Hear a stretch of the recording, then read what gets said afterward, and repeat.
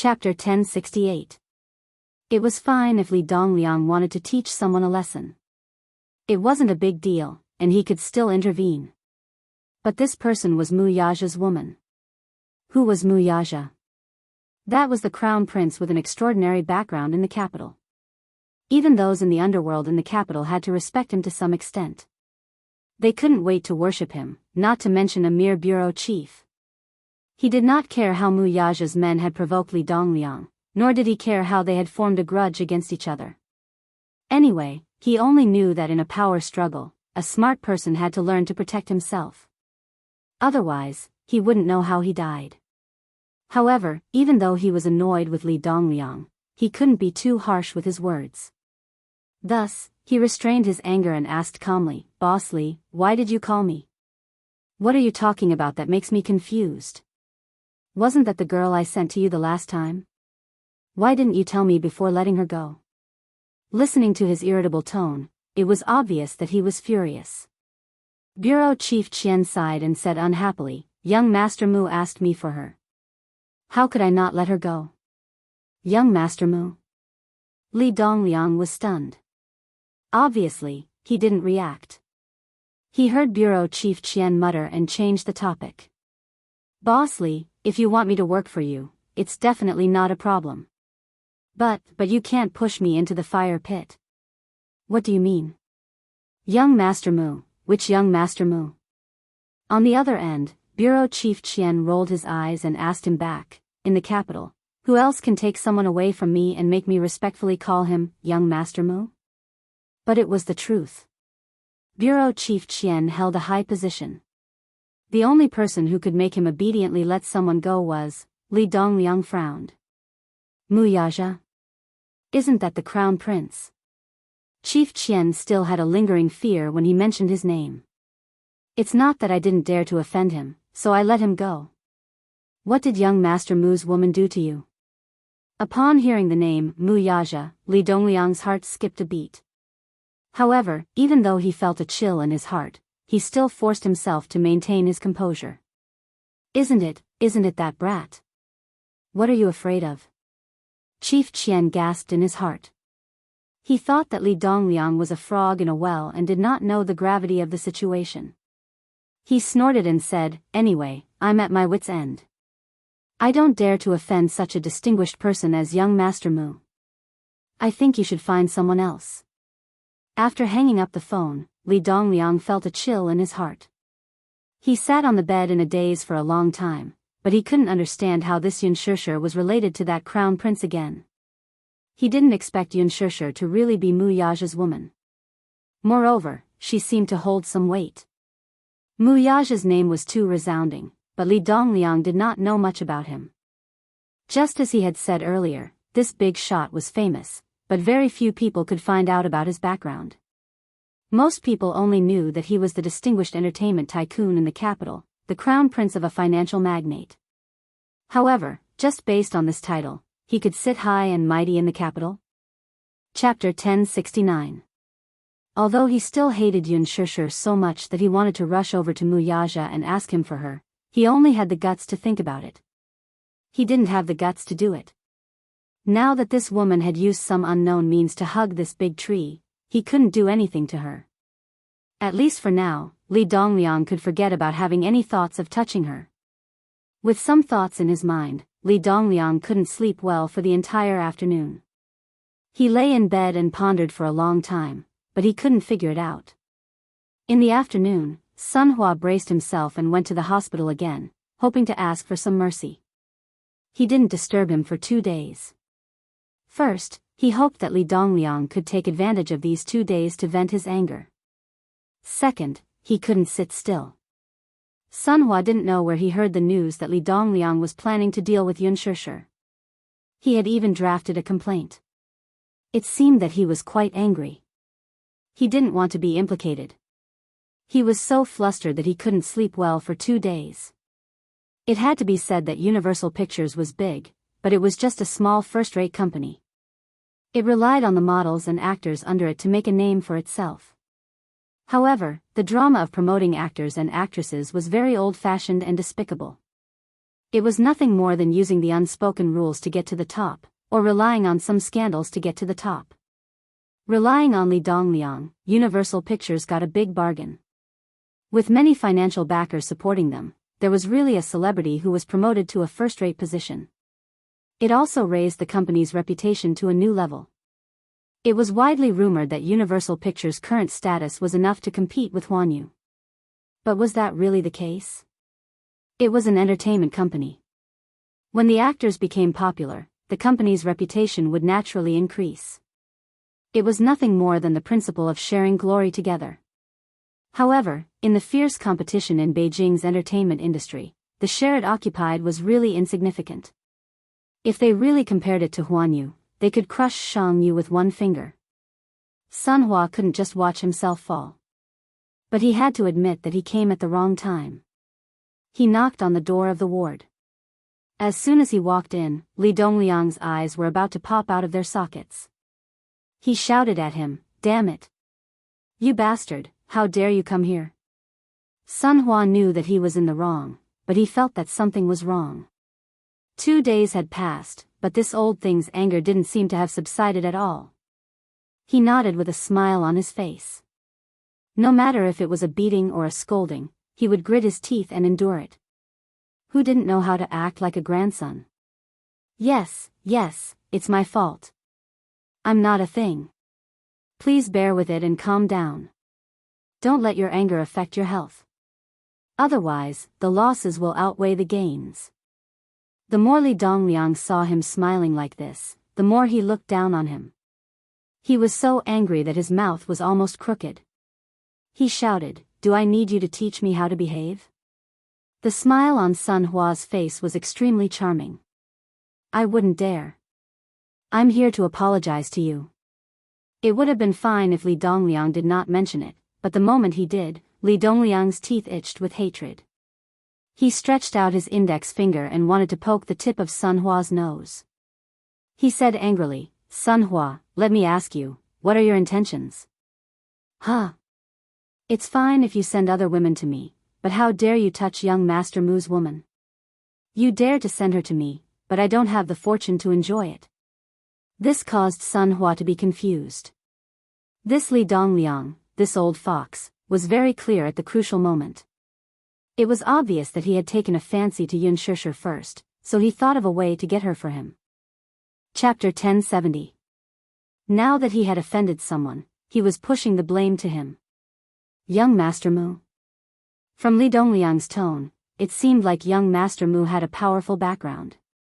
Sun Hua had also heard of young Master Mu and knew that he was a big shot, but it was not to the extent that even Li Dongliang was afraid of him. However, it was no wonder that he was ignorant and inexperienced. Even Li Dongliang was unable to associate with such a figure. With Sun Hua's qualifications, how could he be qualified to come into contact with such a figure? He had probably never even heard of such a person. Hence, he was confused. "Boss Li. What do you mean by that? Why don't I understand?" "You don't understand? You're the one who found Yun Shishir for me. Didn't you find out about her beforehand? Now, you still don't understand? I think you understand it very well in your heart." "Ha! Since your artist can climb up to such a high position, why do you have to force it into my hands? Are you trying to make trouble for me? One of young Master Mu's fingers is as thick as my waist. You even sent his woman to me. Are you trying to kill me by doing this?" Sun Hua was even more confused. Young Master Mu? This. How did Yun Shishir manage to climb up to someone like young Master Mu? Why have I never heard of him? Wait a minute. Was the young Master Mu that Li Dongliang was talking about the young Master Mu that he knew? Hence, he said, "Haha. Who exactly is this young Master Mu that Boss Li is talking about?" Li Dongliang laughed coldly. "Sun Hua, don't play dumb with me. You're in this business in Beijing. How could you not know about this entertainment tycoon?" "Entertainment tycoon? Ah, Boss Li, are you talking about the person who became the head of Dishing Financial Group at such a young age, Mu Yaja?" Li Dongliang sneered. Why are you pretending to be dumb with me? Do you know that you almost got me killed? Yun Shishir, haha, I don't dare to take over her. Don't worry, with young Master Mu around, I won't touch this woman, and I won't go against Huan Yu. Pausing for a moment, his tone suddenly turned dark and cold. But Sun Hua, I'll never let you off the hook for the rest of my life. Sun Hua still wanted to explain, but Li Dongliang rolled his eyes and mercilessly kicked him out of the ward. He really couldn't understand. Why was Yun Shishir getting involved with that guy again?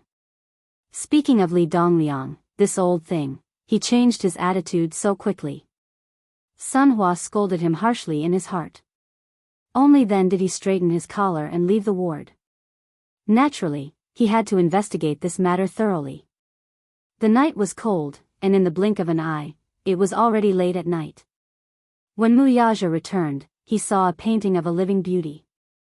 He specially brought the two little fellows over. Yu did not receive any news from Yun Shishir the entire night and was worried sick. Of course, Muyaja was tight-lipped about what had happened last night. He only said that Yun Shishir had slept over at his place. Yu sulked. Why didn't Mommy tell him that she was coming home late? He was so worried that he couldn't sleep well last night. In fact, Mushi had run to Yun Shishir's house and pressed the doorbell, but no one answered. It was because she had knocked on the wrong door. She had pressed the doorbell of Jun Mo's house. Jun Mo was filming a fashion show overseas, so no one was home.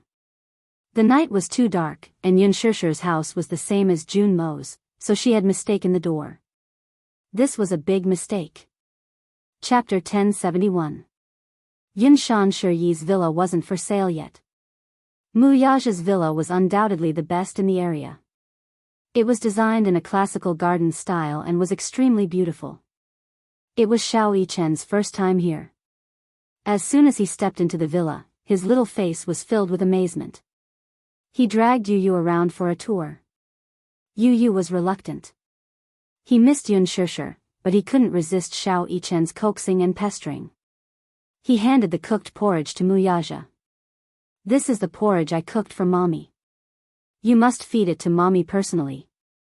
After he finished speaking, he was dragged to the back garden by Xiao Yichen. In the bedroom, there was only an extremely dim wall lamp that was lit. Yun Shishir was lying on the sofa quietly. She curled up into a small ball on the huge bed and hugged the pillow. Her breathing was light and gentle. She seemed to be extremely tired and was in a deep sleep. She didn't even realize that she was awake when he came close to her. She seemed to have woken up. She had changed into a snow-white cotton sweater. The simple design was a little loose, but it made her look even slimmer and smaller. She was curled up in a corner of the bed. She looked like a furry Persian cat. She was especially cute and tempting to be petted. Her face was still breathtakingly beautiful even though she was in a light sleep. Her fair and smooth skin looked as if it could be broken with a flick of a finger. Looking at her thin, green eyebrows, it was like a natural drawing. Her eyes were lightly closed, and her thick and long eyelashes were slightly trembling. With just a glance, her entire small face was like a meticulously drawn ink painting. Especially under the contrast of the retro lighting, it looked even more beautiful than before. One side of the bed was slightly sunken. Muyaja sat down and lowered his head to look at her. At this moment, her shoulders were moving up and down slightly with her even breathing. In the dim light, her small mouth opened and closed slightly. Although it wasn't moisturized, her lips were extremely moist. They were red and delicate and cute. She seemed to be dreaming of something as she pursed her lips unconsciously. Such a casual action was quite bewitching. It was as if she was silently inviting him to do something. Before he came back, he had just left the Vanity Fair and experienced a conflict of interests. He was already in a bad mood. However, seeing this woman eased his tense and gloomy mood.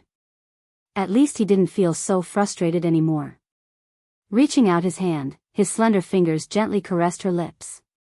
His icy cold fingertips traced along her captivating red lips. The warmth from his fingertips made his heart skip a beat. She had actually aroused his desire just like that. That small mouth that seemed to be slightly open made people want to take a bite out of it and taste the sweetness of it. In fact, he put it into action and did it. Wuxia slowly lowered his head. His large palm cupped that pretty and tender face and accurately sucked on her lips. The tip of his tongue licked her lips heavily.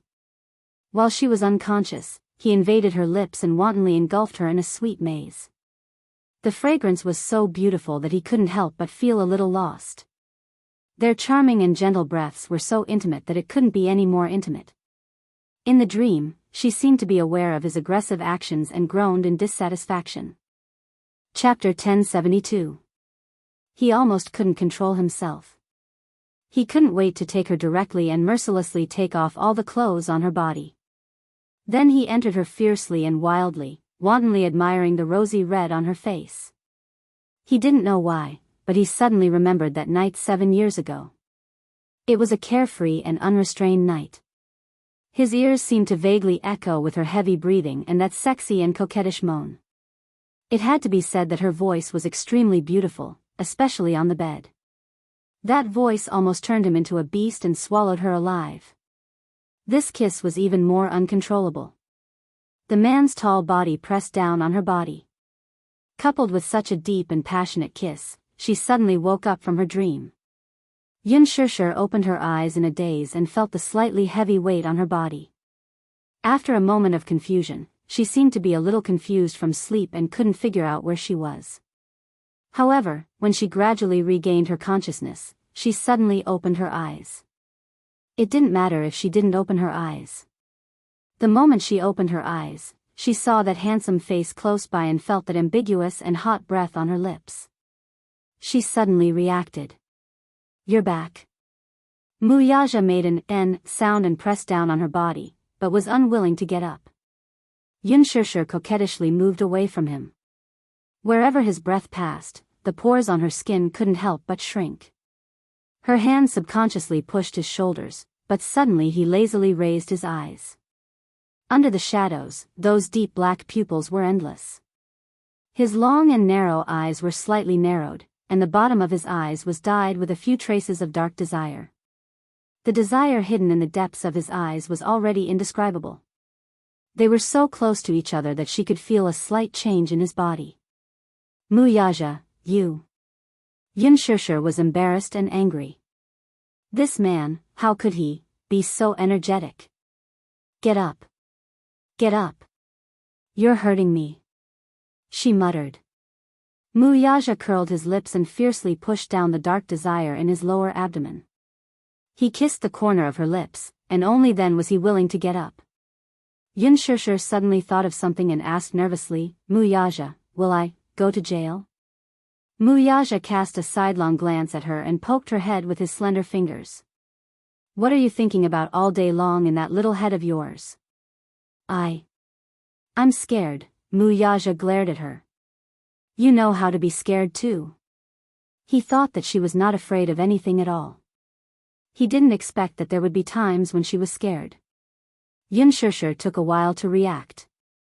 Sensing the anger in his words, she lowered her head uneasily. However, from his tone, her worries seemed unnecessary. Thus, she brushed away the uneasiness in her heart. However, from the corner of her eye, she saw that Wuxia's face was a little fierce. She fidgeted again like a child who had done something wrong. She lowered her head and said, "I was wrong." Wuxia harumphed coldly. "What did you do wrong?" Xianxia pouted. "Is that kind of dinner party something you should go to?" I don't know. How would I know these things?" She didn't know, but he knew the unspoken rules of Vanity Fair very well. In this era of material desires, there was no such thing as a pure transaction in business. Wuxia still couldn't help but scold her softly, "You're usually so weird. Why are you being bullied when you're outside?" Usually, in front of him, she couldn't be taken advantage of at all. Chapter 1073. Seeing this, Xianxia also felt a little guilty. She said meekly, "Wuxia, I'm sorry." Wuxia's hand paused for a moment. He saw her helplessly clutching the blanket like a child who had done something wrong. Her eyes were red, and tears were about to fall. Her little mouth was slightly pursed, and she looked pitiful. If anyone saw this, they would think that he was the one who had bullied her. He narrowed his eyes helplessly and suppressed the nameless anger in his heart. Suddenly, he sighed and said, "I don't want your apology." Xianxia was at a loss for words. She did not know what to say. Could it be that he was angry at her? But she did not want to. If she had known that this would happen, she would not have gone. Seeing that she did not speak, Wuxia did not want to talk about it. However, when he thought about how she had been bullied outside, he felt angry again. "Don't worry. You won't go to jail. I'll settle this matter. But there won't be a next time." Xianxia sensed the anger in his tone. Tears rolled down her cheeks and dripped onto the back of his hand. It was extremely hot. "You didn't mention my name when you were bullied outside?" He could not help but ask. I did mention your name, but Li Dongliang said." She suddenly cleared her throat and imitated Li Dongliang's contemptuous tone. "Wuxia? That guy from Dishing Financial Group?" Wuxia's face turned ashen. Xianxia imitated Li Dongliang's lewd laughter. "Ha ha ha. Fine. Even if you're Wuxia's woman, I'll treat you as his woman. Then today, I'll have a good taste of Wuxia's woman." The man's expression became even more gloomy. He was infuriated by this stupid woman. She repeated Li Dongliang's words with some embellishment. Then, with a very distant look in her eyes, she silently accused her. With tears in her eyes, she said, "It's obviously because you're not intimidating enough." Wuxia was stunned. Not enough deterrence? The corners of his eyes twitched. It was only then that Xianxia noticed his gloomy expression. She smiled and said, "All right. I'm just teasing you. Just smile. Don't be so serious. Otherwise, I'll feel guilty." Wuxia snorted coldly and took out the insulated box. "Don't film anymore. Stay at home. I'll take care of it." Xianxia was startled, but she shook her head. "No. I want to earn money to support myself and you and Xiao Chen." Wuxia said coldly, "What, are you afraid that I can't afford to raise you?" Xianxia pouted and did not speak. Wuxia continued, "Don't worry. The Mews are so big. Even if there are 100 of you, we can still afford to raise you. If there are 100 of me, there will have to be 100 Wuxia." Wuxia was speechless. Xianxia continued, "I'm very greedy. I don't want to fight with 99 other people for you." Wuxia suddenly did not know what to say. Xianxia wrapped her arms around his waist and said, "I want to work. I want to work hard to become an outstanding person." Only by becoming an outstanding person would she be able to stand beside him and not be overshadowed. Wuxia's thin lips curled up slightly. He understood her stubbornness. Hence, he did not take a hard stance on this matter. "Have some porridge." He placed the pillow behind her back and held the spoon. He scooped a spoonful of porridge and brought it to her lips. Chapter 1074. As if to cooperate, Xianxia's stomach rumbled a little. Well, she didn't eat much at the dinner party yesterday, and after a whole night, she was starving now. However, when she looked down and saw that it was vegetarian porridge, her appetite was halved. "Only porridge? Only porridge. Is there no meat?" Wuxia raised his eyebrows. "You can eat me. She'd better eat porridge." Xianxia opened her mouth and took a sip, but it was scalded and tears almost flowed out. Wuxia said, "Slow down." Xianxia swallowed it with difficulty. "Help me blow it." The corners of Wuxia's eyes twitched fiercely again. He scooped another mouthful and pouted unnaturally as he forced himself to blow a few mouthfuls. That stiff expression made Xianxia laugh in her heart. She had never seen Wuxia look so adorable before. A certain man looked up and asked angrily, what are you laughing at? His voice was cold. Xianxia then realized that the corners of her mouth were curled up too much. She quickly stopped smiling and said seriously, I just think that you're cute. Wuxia ignored her and continued to feed her. He scooped up a mouthful and carefully blew it for her to cool it down. After 3 times, his actions became much more natural. Just like that, he fed her a mouthful, and she drank a mouthful. The room was silent for a moment, and there was only the sound of porridge slurping. Looking at him, Xianxia's heart felt warm. This should be the feeling of happiness, right? This man, with his noble status, must have grown up in luxury and was served like a crown prince. He should have never done this for anyone before, right? Now, he was so considerate. For a moment, Xianxia was really at a loss. Who cooked this porridge? She suddenly asked. Wuxia frowned and said heartlessly, I cooked it. Is it good? It doesn't taste good, Xianxia commented honestly. Wuxia immediately passed the buck. Yes. Actually, it's you who cooked it. It's not up to standard. As soon as he said that, Xianxia's face darkened. Yu, who had walked to the door, suddenly sneezed gracefully.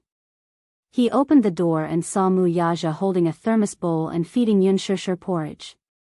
He smiled with satisfaction. This is what a man should be like. Yu's conditions for daddy were that he had to be gentle, considerate, powerful, and rich. He had to be a slave to his wife and put mommy first in everything. Not bad. Daddy was slowly moving closer to the ideal of a good husband. Mommy, Yu and Xiao Yichen happily pounced on the bed. The 2 little guys were so noisy that the porridge bowl in Wuxia's hands almost toppled over. Wuxia was about to flare up when he saw the 2 little guys hanging onto Xianxia's arm like koalas. Their little faces were rubbing against Xianxia's chest. Their expressions, and actions were in perfect sync. Wuxia was suddenly speechless. Mommy. Why didn't you come home last night? Why didn't you tell Yu? You made Yu so worried. Yu raised his head. Halfway through his words, he suddenly noticed something. His clear eyes stared fixedly at her face. Xianxia noticed that he was staring at her without blinking. She touched her face in confusion. She didn't feel anything strange. Chapter 1075. Mommy, why are your eyes so swollen? Yu narrowed his eyes. He was very observant. Xianxia's heart skipped a beat. She had cried so hard last night that she slept the whole day. Her eyes were so swollen that they resembled walnuts. Yu, of course, did not know what had happened last night. He only narrowed his eyes suspiciously and turned to shoot a cold glare at Wuxia. Mommy, did Daddy bully you again? Wuxia was stunned. He was wronged. Xianxia chuckled. She did not know whether to nod or shake her head. Wuxia glared at her. Why was this woman not defending him? Yu was angry. He crossed his arms and glared coldly at Wuxia. Mommy, did Daddy bully you? Tell me. If he bullied you, I won't let him off. Xianxia was amused by his serious look. How do you intend to not let him off? Yu did not say a word, but he gave a sinister smile. His deep eyes hid many flashes of sinister laughter. He was extremely two-faced. Wuxia's shoulders trembled. Why was his son so two-faced?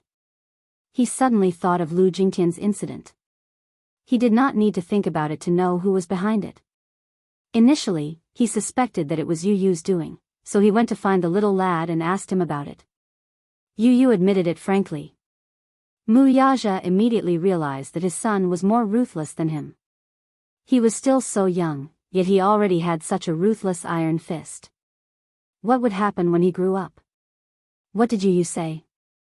I don't care what others think of me. Anyway, I won't let anyone who bullies mommy off. As she said this, Yu's eyes were especially clear. However, the smile in her eyes revealed a sense of arrogance. I have so much just to protect the people I love. If I can't even do this, then no matter how much I have, what's the point? If I can't even protect the person I love, then what's the point of having so much? Wuxia was deeply shocked by these words. His son turned out to be a mommy's boy. He was also his #1 love rival. Wuxia suddenly felt tired. Xianxia was amused and held back her laughter. Your daddy didn't bully me. Mommy didn't sleep well and her eyes are swollen. Humph, liar. Yu is not someone who could be brushed off with just a few words. Mommy's eyes are so swollen. It's obvious that she cried. Xianxia fell silent.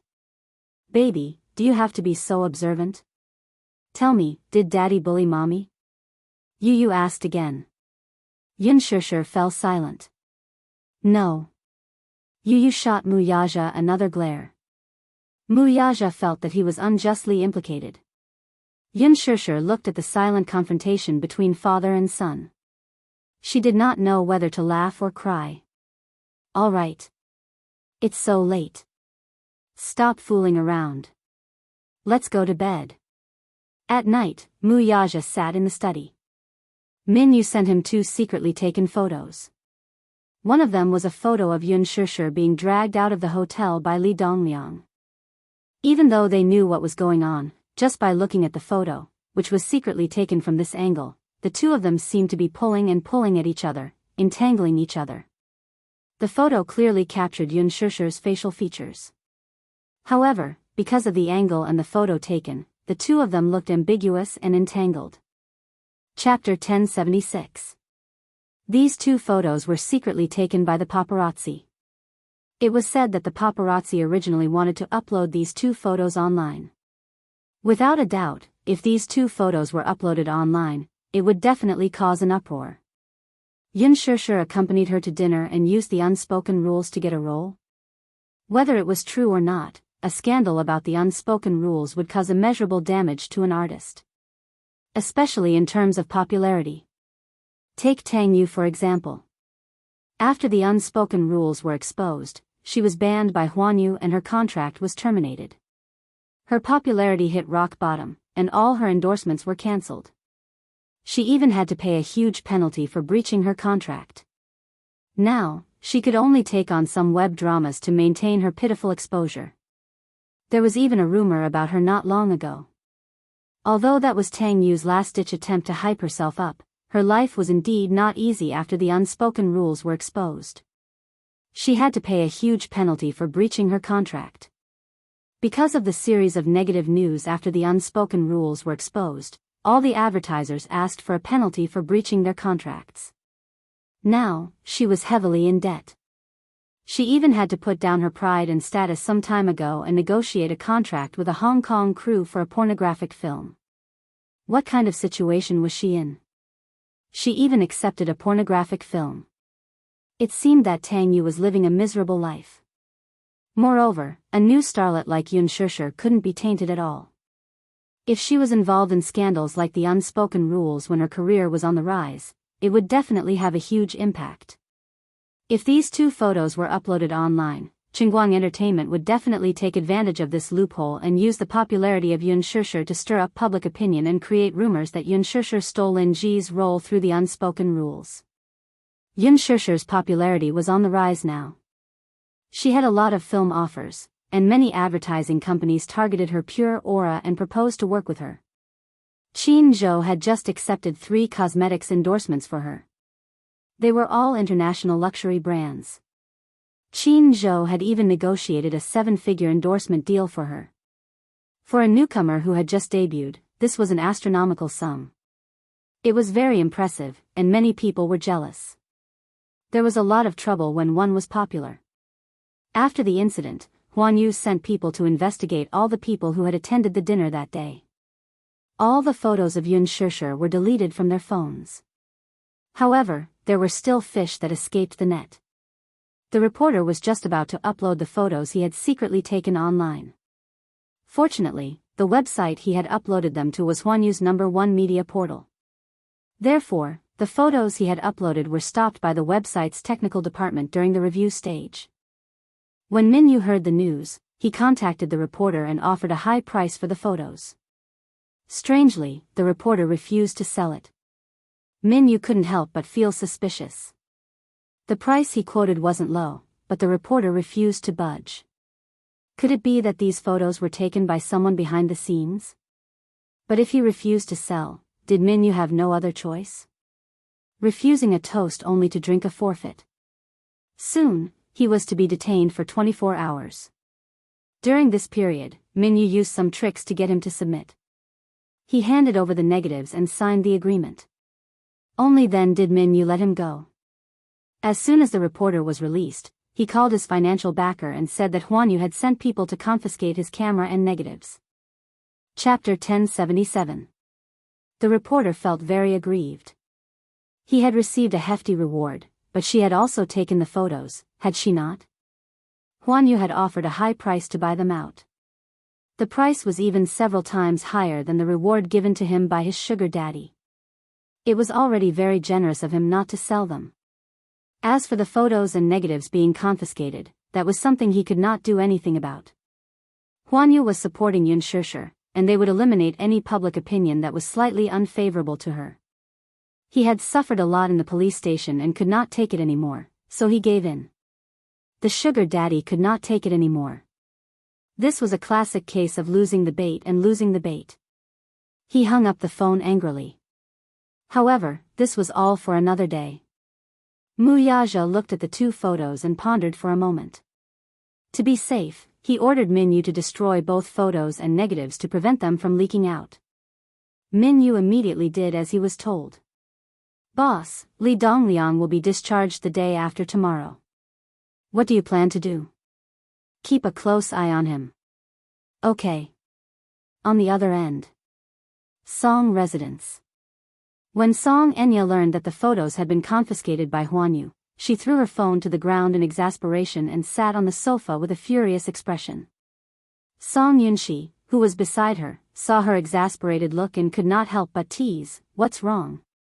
Who made my precious sister angry again? Who else could it be? Is it that Yun Shishir again?" Song Yunxi's expression changed and suddenly sank. Song Enya snorted and did not comment. Song Yunxi pondered for a moment, but this time, he did not stand on her side blindly. Instead, he said lightly, "Is it because of Uncle Mu again? Enya, I don't want to nag you, but you should give up on him." "Why? Brother, why are you siding with an outsider? Why are you speaking up for an outsider?" Song Enya stood up agitatedly and glared at him angrily. Song Yunxi said disapprovingly, "I just want you to give up on Uncle Mu. I have no intention of helping an outsider. Besides, you're my sister. I can't wait to dote on you. How can I bear to let you be bullied?" "Brother," Song Enya said unhappily, "that Yun Shishir is so annoying. If I can, I really want to make her disappear from this world completely." "Shoo!"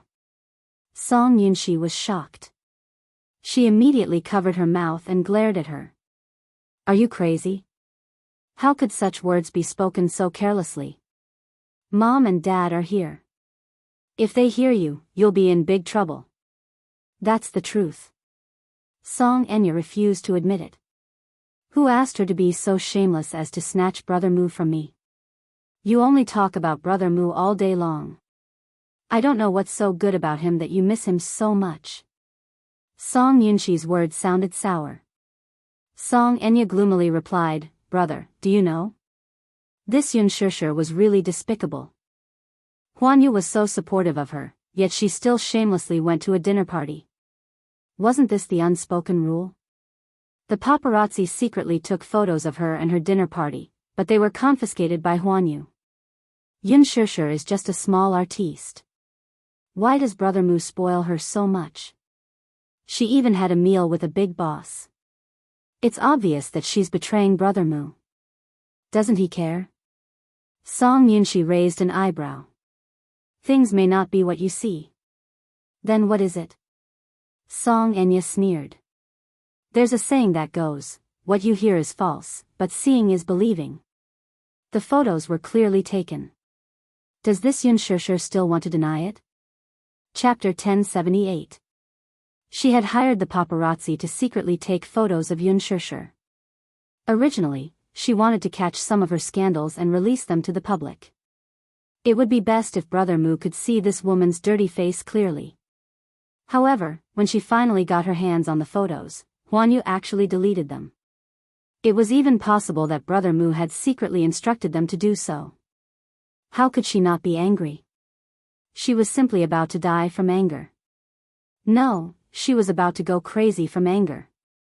Just as Song Enya was about to go crazy, Song Yunxi said lightly from the side, "Stop clinging on to Yun Shishir." What? Song Enya suspected that she had heard wrongly. Was her brother speaking up for Yun Shishir? Actually, to put it bluntly, you're just indignant. Enya, it's not that I want to nag at you, but stop pestering Uncle Mu. It's impossible for you and him to be together. Song Yunxi looked at her calmly and said this. Why? Song Enya almost screamed out loud. Because, Song Enya suddenly said fiercely, don't say any nonsense that refutes ethics. I'm not listening. Song Yunxi was stunned. This sister of his did not have any other shortcomings, but she was especially stubborn. She would never listen to others. However, she heard Song Enya say disdainfully, why is it impossible for Brother Mu and me? Aren't we just cousins? What's wrong with that? Foreign laws allow cousins to marry. Only the older generation in the country thinks that this is incest. Song Yunxi said disapprovingly, whether they're cousins or not isn't the point at all. The point is that he doesn't have you in his heart. I think Uncle Mu is quite concerned about Yun Shishir. Song Enya sneered fiercely, humph. At the end of the day, it's clearly that vixen who shamelessly seduced Brother Mu. Does she really think that Brother Mu likes her? It's just a game. She's so stupid to really think that she can become young Madame Mu. Song Yunxi, however, said coldly, I think Uncle Mu is quite concerned about her. You're deliberately opposing me, aren't you? If Brother Mu really likes that woman, why would he let her pursue a career in showbiz? The entertainment industry was so dirty. How many people were clean? If she was really his beloved woman, he wouldn't have let her develop in the entertainment industry. What's more, Brother Mu's misophobia is so serious that he won't allow his woman to do such a despicable thing as accompanying people to dinner. Song Yunxi looked at her with love and helplessness in her eyes. My good sister, there are all kinds of good men in the world. Why do you have to revolve around a man? The outside world is so big, maybe you'll meet someone better. I can't meet him anymore, she said dejectedly. Song Yunxi was shocked and looked at her in a daze. At the mention of Wuxia, the corners of Song Enya's lips curled into an incomparably gentle smile. She was no longer as harsh as before. Her entire heart softened, and her beautiful face seemed to glow with a breathtaking radiance. Brother Mu is so outstanding. I'll never meet a man who's more outstanding than him. In fact, what she was unwilling to admit was that perhaps Wuxia was sincere about Yun Shishir. This was because, ever since that incident last time, Wuxia had ordered her to apologize to Yun Shishir. However, given Song Enya's character, how could she be willing to do so? Hence, she did not listen to him at all. Chapter 1079. Song Enya was on the verge of breaking down.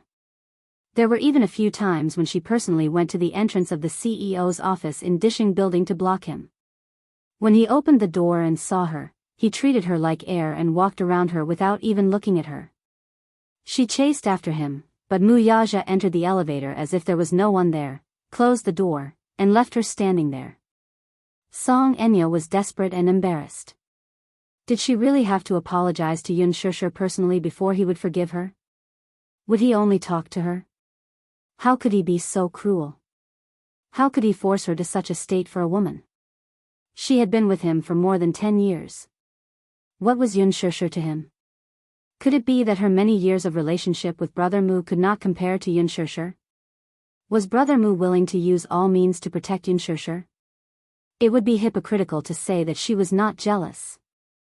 In fact, Song Enya was so jealous of Yun Shishir that she could die.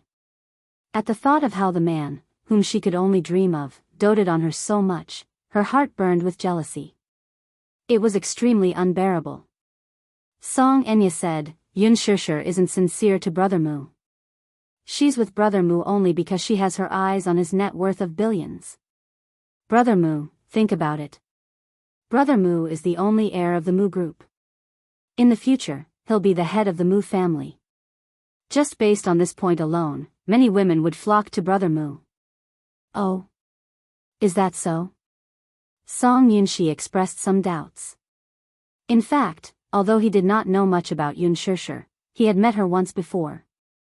When he saw Yun Shishir, her eyes were extremely clear. His eyes were very clear, without any impurities. He was probably a very pure person. In fact, if not for the entanglement between Song Enya and this woman, if he and Yun Shishir were to get to know each other again, perhaps he would not hate this woman. Moreover, he had thought it through carefully after the incident. Given Song Enya's arrogant and unruly character, perhaps she had provoked Yun Shishir first. His niece had been spoiled since she was a child, so he knew her best. She liked to kick up a fuss without reason. Perhaps, she was the one who bullied Yun Shishir first. Of course, he could only keep this thought to himself. After all, Song Enya was his younger sister. He could not help anyone but her. The next day, Yun Shishir was caught as soon as she arrived at the company. Qin Zhou angrily dragged her into the office. As soon as he closed the door, he went straight to the point and asked her, I heard that something happened to you the day before yesterday. Ah. Yun Shishir was taken aback by his question, which came out of nowhere. She was truly baffled by it. Did Kong Xiaoqian invite you to dinner the day before yesterday? Qin Zhou asked in detail. Yun Shishir was startled, then she nodded and said, yes. You went? Yes. Why are you so obedient? You just go when I tell you to. Are you stupid? Qin Zhou was furious as he tapped her head. You usually refuse to serve me a cup of tea. When someone dug a trap for you to jump into, you really jumped into it obediently? Yun Shishir, you usually look smart, but at the critical moment, your IQ has been fed to the dogs. Yun Shishir looked bitter. I didn't know that it was a hongmen banquet. You didn't know? Haven't you heard of Li Dongliang's reputation in the industry? He has ruined many female celebrities. If you're any dumber, you'll be next. Qin Zhou was furious. Chapter 1080. Yun Shishir was stunned and said, Kong Xiaoqian only told me to meet an investor. She didn't say who it was. Also, I don't know what Li Dongliang's reputation is. Qin Zhou was speechless. Didn't I tell you that this industry is very messy? Also, without my order, you went to dinner without my permission. Didn't you think about the consequences? Yun Shishir knew that she was in the wrong. She was stupid and accepted the lecture obediently. Seeing her pitiful look, Qin Zhou's heart softened. He couldn't help but touch her hair. All right, I didn't mean to scold you. I was just worried that you would get hurt. You're so stupid. I'm really worried that you'll be eaten alive if I let you out. So exaggerated? That's because you haven't seen anything more exaggerated. Anyway, in the future, don't act on your own without my order. Qin Zhou paused and suddenly smiled. But you're really good. You stabbed him with a pair of scissors. I heard that if you were a little more biased, Li Dongliang would have no descendants. Yun Shishir stuck out her tongue. Who asked him to offend me? Serves him right. You're still laughing. If Chairman Mu hadn't suppressed this matter, you would have been killed by Li Dongliang. Qin Zhou couldn't help but scare her. Yun Shishir was really shocked. He's so powerful. What do you think? Do you know who's backing worldwide? What? Dream Fund. Isn't that the charity fund founded by Wu Lianjie? Yun Shishir was a little confused. Huh, charity fund? That's because you don't know. This Dream Fund is just a financial institution that launders money in the name of charity. There are many big shots behind the Dream Fund, both in the government and in the underworld. Wuxia Xianxia is just the spokesperson. The big shots behind him are the real masters. On the surface, the Dream Fund is a charity organization. But behind the scenes, there are many underworld and legal forces fighting and killing. It involves the interests of many top tycoons. Of course, these can't be said out loud. Xianxia was dumbfounded by what she heard. So, why do you think those investors invested in the movie when they knew that they would lose all their money? To put it bluntly, it was just a way to launder money.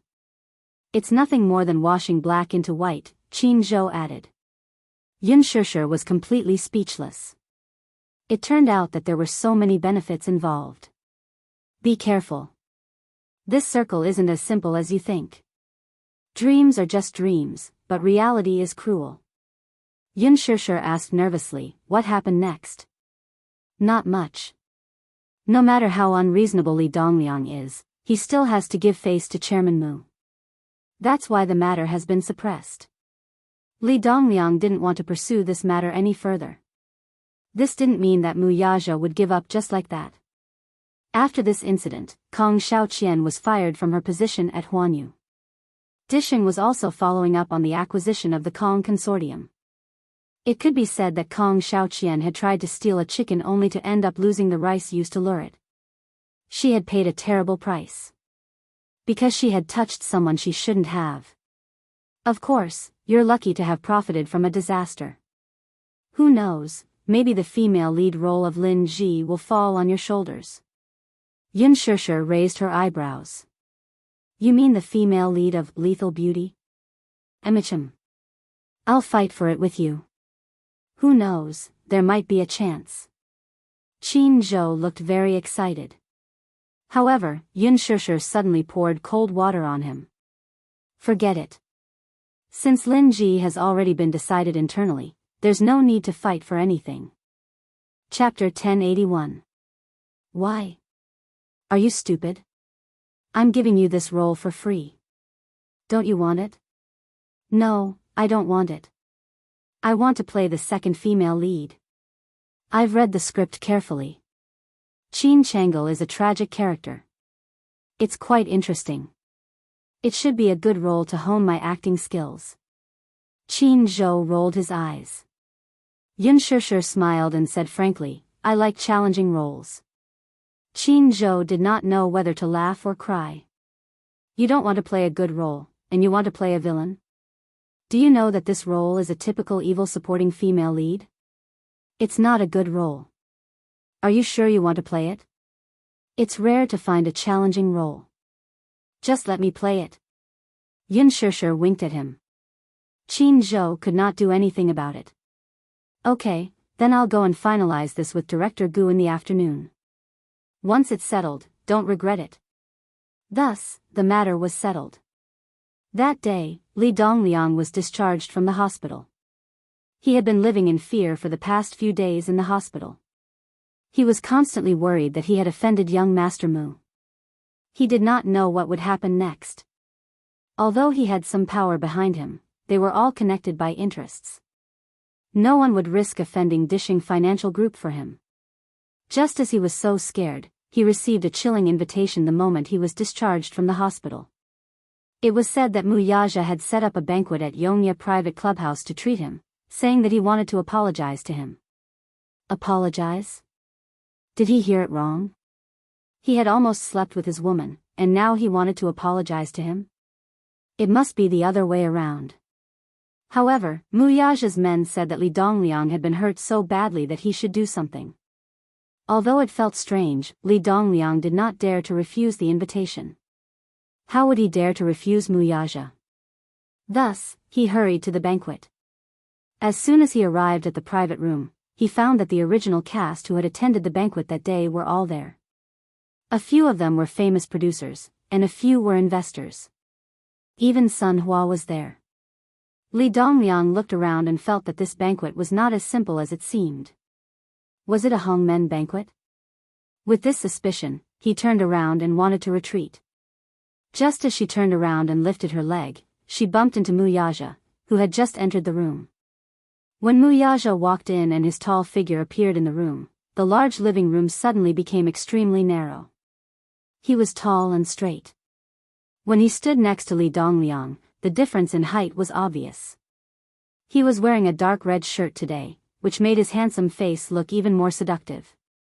Although the word bewitching didn't seem to be appropriate when used on a man. However, it was especially appropriate to use it on Wuxia. Ordinary people wearing clothes of this color would look very tacky. However, on his body, it was very elegant. Especially on his handsome face, it was white and charming. Li Dongliang looked at him in a daze. This was his first time meeting such a distinguished person like Wuxia.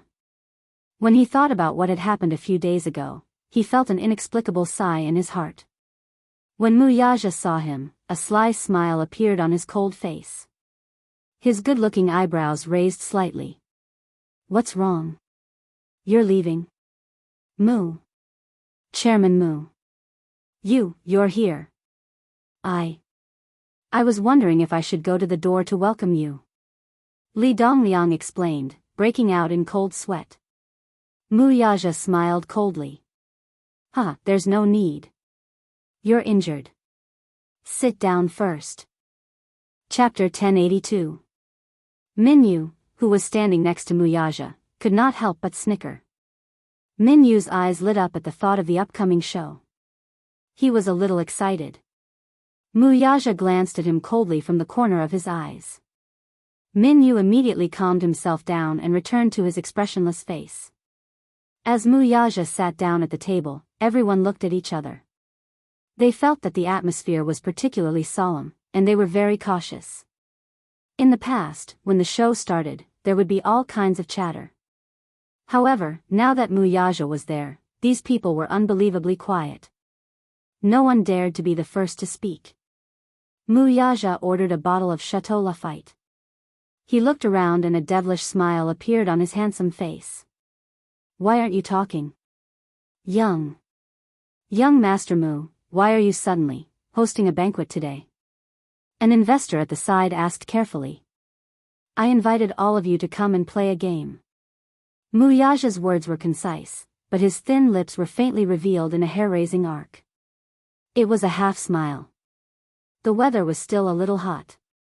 However, when he smiled, the temperature in the room suddenly dropped to the freezing point. It was as if Rome was frozen. It was really chilling. Play a game? Everyone was confused. They looked at each other, but they could not figure out what Wuxia was thinking. It was unfathomable. Li Dongliang was the first to speak. It's rare that young Master Mu is in the mood. Since young Master Mu wants to play a game, I'm looking forward to it. What kind of interesting game has gathered all of us here? Young Master Mu, as long as you say the word, we'll risk our lives to accompany you. Ha! Wuxia sneered. A cold light flashed in his eyes. I'm sure everyone will like the program that I've arranged. His smile was like a gust of cold wind blowing past.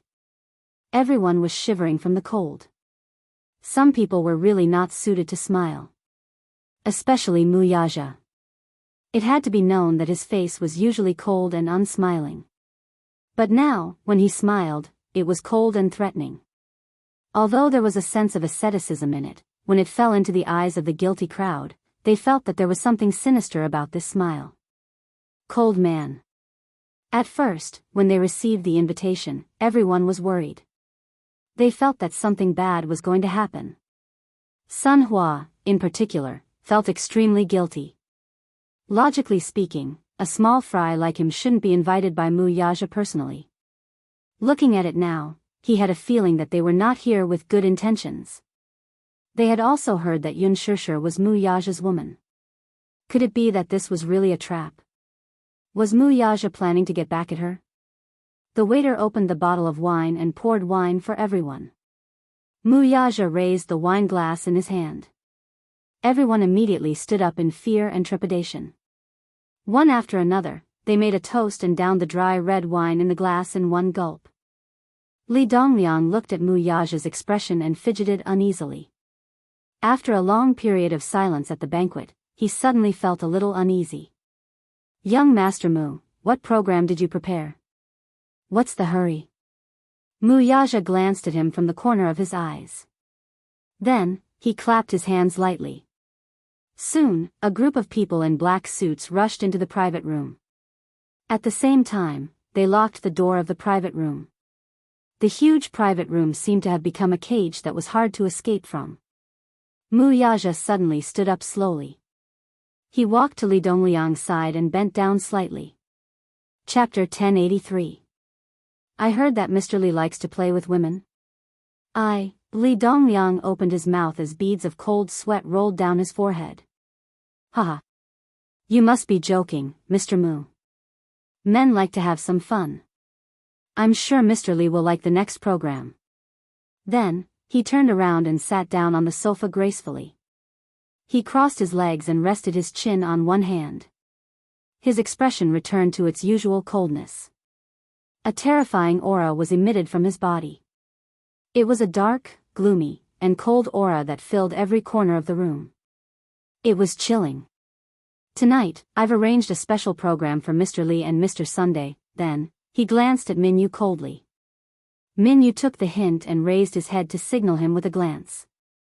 A few men in black immediately stepped forward and surrounded Li Dongliang and Sun Hua. Li Dongliang knew that things were not going well. This was indeed a trap. Mu Yaja had called him here to prank him. Hence, he stood up nervously and looked at Mu Yaja. Mr. Mu, is there a misunderstanding between us? Misunderstanding? Mu Yaja raised his eyebrows as if he did not understand. It must be because of that Yun Shishir. Li Dongliang quickly begged for mercy. Master Mu. She's just a woman. If you like her, I'll send you a few prettier ones next time. Why? Why do you have to hurt our relationship because of a woman? The more he spoke, the colder Mu Yaja's expression became. He did not dare to continue. Mr. Li, you must be joking. I don't mean anything else. Since you like to play, I'll let you have your fun tonight. Like to play with women? Then, he did not mind letting him have a taste of being gang-raped. As soon as he finished speaking, the men in black tied up Li Dongliang and Sun Hua's hands and feet. Then, the two men were handcuffed and hung on the wall with their feet in the air. Li Dongliang and Sun Hua's faces turned pale. They had no idea what was going on. Hanging from the wall, the handcuffs tightened around his wrists. It was so painful that he felt like his joints were about to dislocate. This was especially true for Sun Hua. His body was fat, and he was at a disadvantage. Hanging like this, his feet left the ground, and he cried out in pain. Chairman Mu. Chairman Mu, what do you mean? What are they planning to do? The man in black behind them pulled down their pants with a swoosh. With his white buttocks exposed to the air, Li Dongliang was extremely embarrassed. He did not know what Mu Yaja was trying to do to make them like this. Chairman Mu, what do you mean? If I've done anything wrong, you can just point it out. You don't have to do this to us, right? Li Dongliang and Sun Hua were in a sorry state after their pants were taken off. Everyone wanted to laugh, but because Mu Yaja was present, they had no choice but to hold back their laughter. Did young Master Mu invite them over just to watch the show? Mu Yaja said coldly, don't you like to play with women? Today, I'll let you have a taste of being played. What do you think? As soon as he finished speaking, Li Dongliang's face twisted. What did he mean? What did he mean by letting him have a taste of being played? Chapter 1084. The faces of the people at the table gradually turned red, and a wave of heat rose from their lower abdomens. Then, they felt extremely restless. They had been playing very fiercely in private, so they did not immediately realize that the wine glass had probably been drugged. They had all been drugged. However, Li Dongliang and Sun Hua did not seem to have been drugged. Moreover, after they sat at the table, they did not touch anything other than the wine. The wine was also opened, so there should not be any problems. Could it be that the wine glass had been drugged in advance? Everyone scratched their ears and cheeks, and the heat in their bodies gradually eroded their rationality. Wuxia smiled coldly. Minyu finally could not hold it in anymore. Boss, this is a little too much for your taste. This was clearly to make Li Dongliang and Sun Hua suffer a fate worse than death. The group of people stood up uneasily and wanted to escape. However, as soon as they reached the door, they were kicked back by the men in black who surrounded the door. An investor came over on his knees and begged for mercy. Young Master Mu, what game are you trying to play? Ouch! Spare me. Spare me, please. This matter has nothing to do with me. It has something to do with you. Wuxia raised his handsome eyebrows slightly and leaned back slightly, his kingly aura suddenly appearing. Then, young Master Mu, what are you trying to do? Play. Wuxia said curtly. At the side, Minyu said, you guys, take turns with them. As soon as he said that, the men sitting at the table were all stunned. What? What did this mean? Did Wuxia mean to take turns with Li Dongliang and Sun Hua? But if it was a woman, then so be it. Li Dongliang and Sun Hua were burly old men, and they did not have such heavy tastes. One of the producers cried bitterly, young Master Mu, you can't do this. Even if you want to take turns, you should at least give us a few women, right? We can't get hard with men. That's why I gave you a little boost, Minyu said with a sly smile. Everyone was stunned. When they looked at Li Dongliang and Sun Hua who were hanging, they almost vomited. Minyu snickered. The boss really had a bad sense of humor. He could even think of such a method. Master Mu.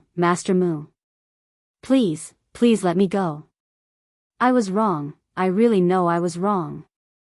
Please don't torture me like this. Li Dongliang cried and begged for mercy. Sun Hua, who was at the side, was being hung up. He was out of breath, and his hand was about to be broken. How could he be in the mood to speak? A producer knelt at Wuxia's feet. He had played with many women, but it wasn't as if he had never played with men. But what kind of man was she playing with? If it wasn't a nightclub boy, then it would be a skinny and fair-skinned teenager in the circle. It was too disgusting for him to sleep with old lackeys like Li Dongliang and Sun Hua. He really couldn't do it. Chairman Mu, I'm begging you. Don't torture me like this. Wuxia coldly kicked him aside. I never repeat my words twice. Turn them all over, or else none of them will be able to walk out of this room. As his cold voice fell, the group of people broke out in cold sweat and trembled. Chapter 1085. At this moment, he was actually glad that he had taken drugs. Otherwise, how could he fight against such an old lackey? However, the pitiful thing was that even though he had taken drugs, he immediately wilted when he touched Li Dongliang. The corner of Minyu's mouth twitched. He could not hold it in anymore. This time, these people would be left with quite a bit of psychological trauma. When the producer finally got on the stage, he heard Li Dongliang howl like a pig being slaughtered. It was so loud that his eardrums almost burst. Wuxia looked up coldly at the ridiculous scene in front of him. Minyu, on the other hand, tried his best to hold back his laughter. He held his stomach and suffered internal injuries. Groups of people began to enter the battlefield in a grandiose manner. From time to time, Li Dongliang and Sun Hua's painful cries could be heard in the room. Li Dongliang, especially, had just sutured the wound on his waist and abdomen. It had not completely healed yet, so the stitches had not been removed. In the intense movements, the wound tore open. In addition, he was wearing a white shirt tonight, which immediately dyed his shirt red. Ouch! Ouch! King. Ouch! Young Master Mu, have mercy. Please don't. Ah! CK. The screams in the room rose and fell one after another. The scene was even more exciting. Minyu really wanted to punch the ground. This scene was really exciting. Oh my god, there was such a way to play. Poor Li Dongliang. Not only did his wound tear open, but he was also raped by two people in a row. that feeling could only be implied, but could not be described. In any case, Li Dongliang even had the intention to die. Minyu thought to himself that this feeling must be very good. Anyway, only Li Dongliang and Sun Hua could understand this feeling. Mu Yaja was either satisfied or bored. He stood up and was about to leave. Seeing that he was about to leave, Li Dongliang panicked and begged in a hoarse voice, "Young Master Mu, have mercy. I can't play like this anymore. If this continues, I'll definitely die. Then please go to hell." Mu Yaja said expressionlessly and walked to the door. Li Dongliang panicked. He did not know what was going through his mind, but he did not care about anything else as he cursed, "Mu Yaja. Mu Yaja, you're too ruthless. You're playing with me like this for a woman? Is it worth it?" Mu Yaja stopped in his tracks. He did not turn around, but his cold gaze was directed at him. "You're playing with me for a woman? Isn't it enough? If this is a punishment, it should be over. I really can't take it anymore. Can you?" Mu Yaja's eyes narrowed dangerously as flames of fury ignited in them. He suddenly recalled how his woman had been in such a sorry state that day. Her little face was still in shock. Her cheeks were stained with dust, red and swollen, and her eyes were filled with tears. Her entire face was in a sorry state. There were traces of violence all over her body. Her clothes were torn, and there were a few strands of hair on her shoulders. Yet, this man said that a woman was not worth it. He clenched his fists angrily and strode to Li Dongliang. He grabbed him by the collar and cursed coldly. He raised his hand and gave him a hook. Li Dongliang was in so much pain from the punch that he let out a muffled groan. With a cracking sound, his jaw was actually dislocated. Chapter 1086. Amidst the excruciating pain, he finally got a clear look at the handsome man in front of him.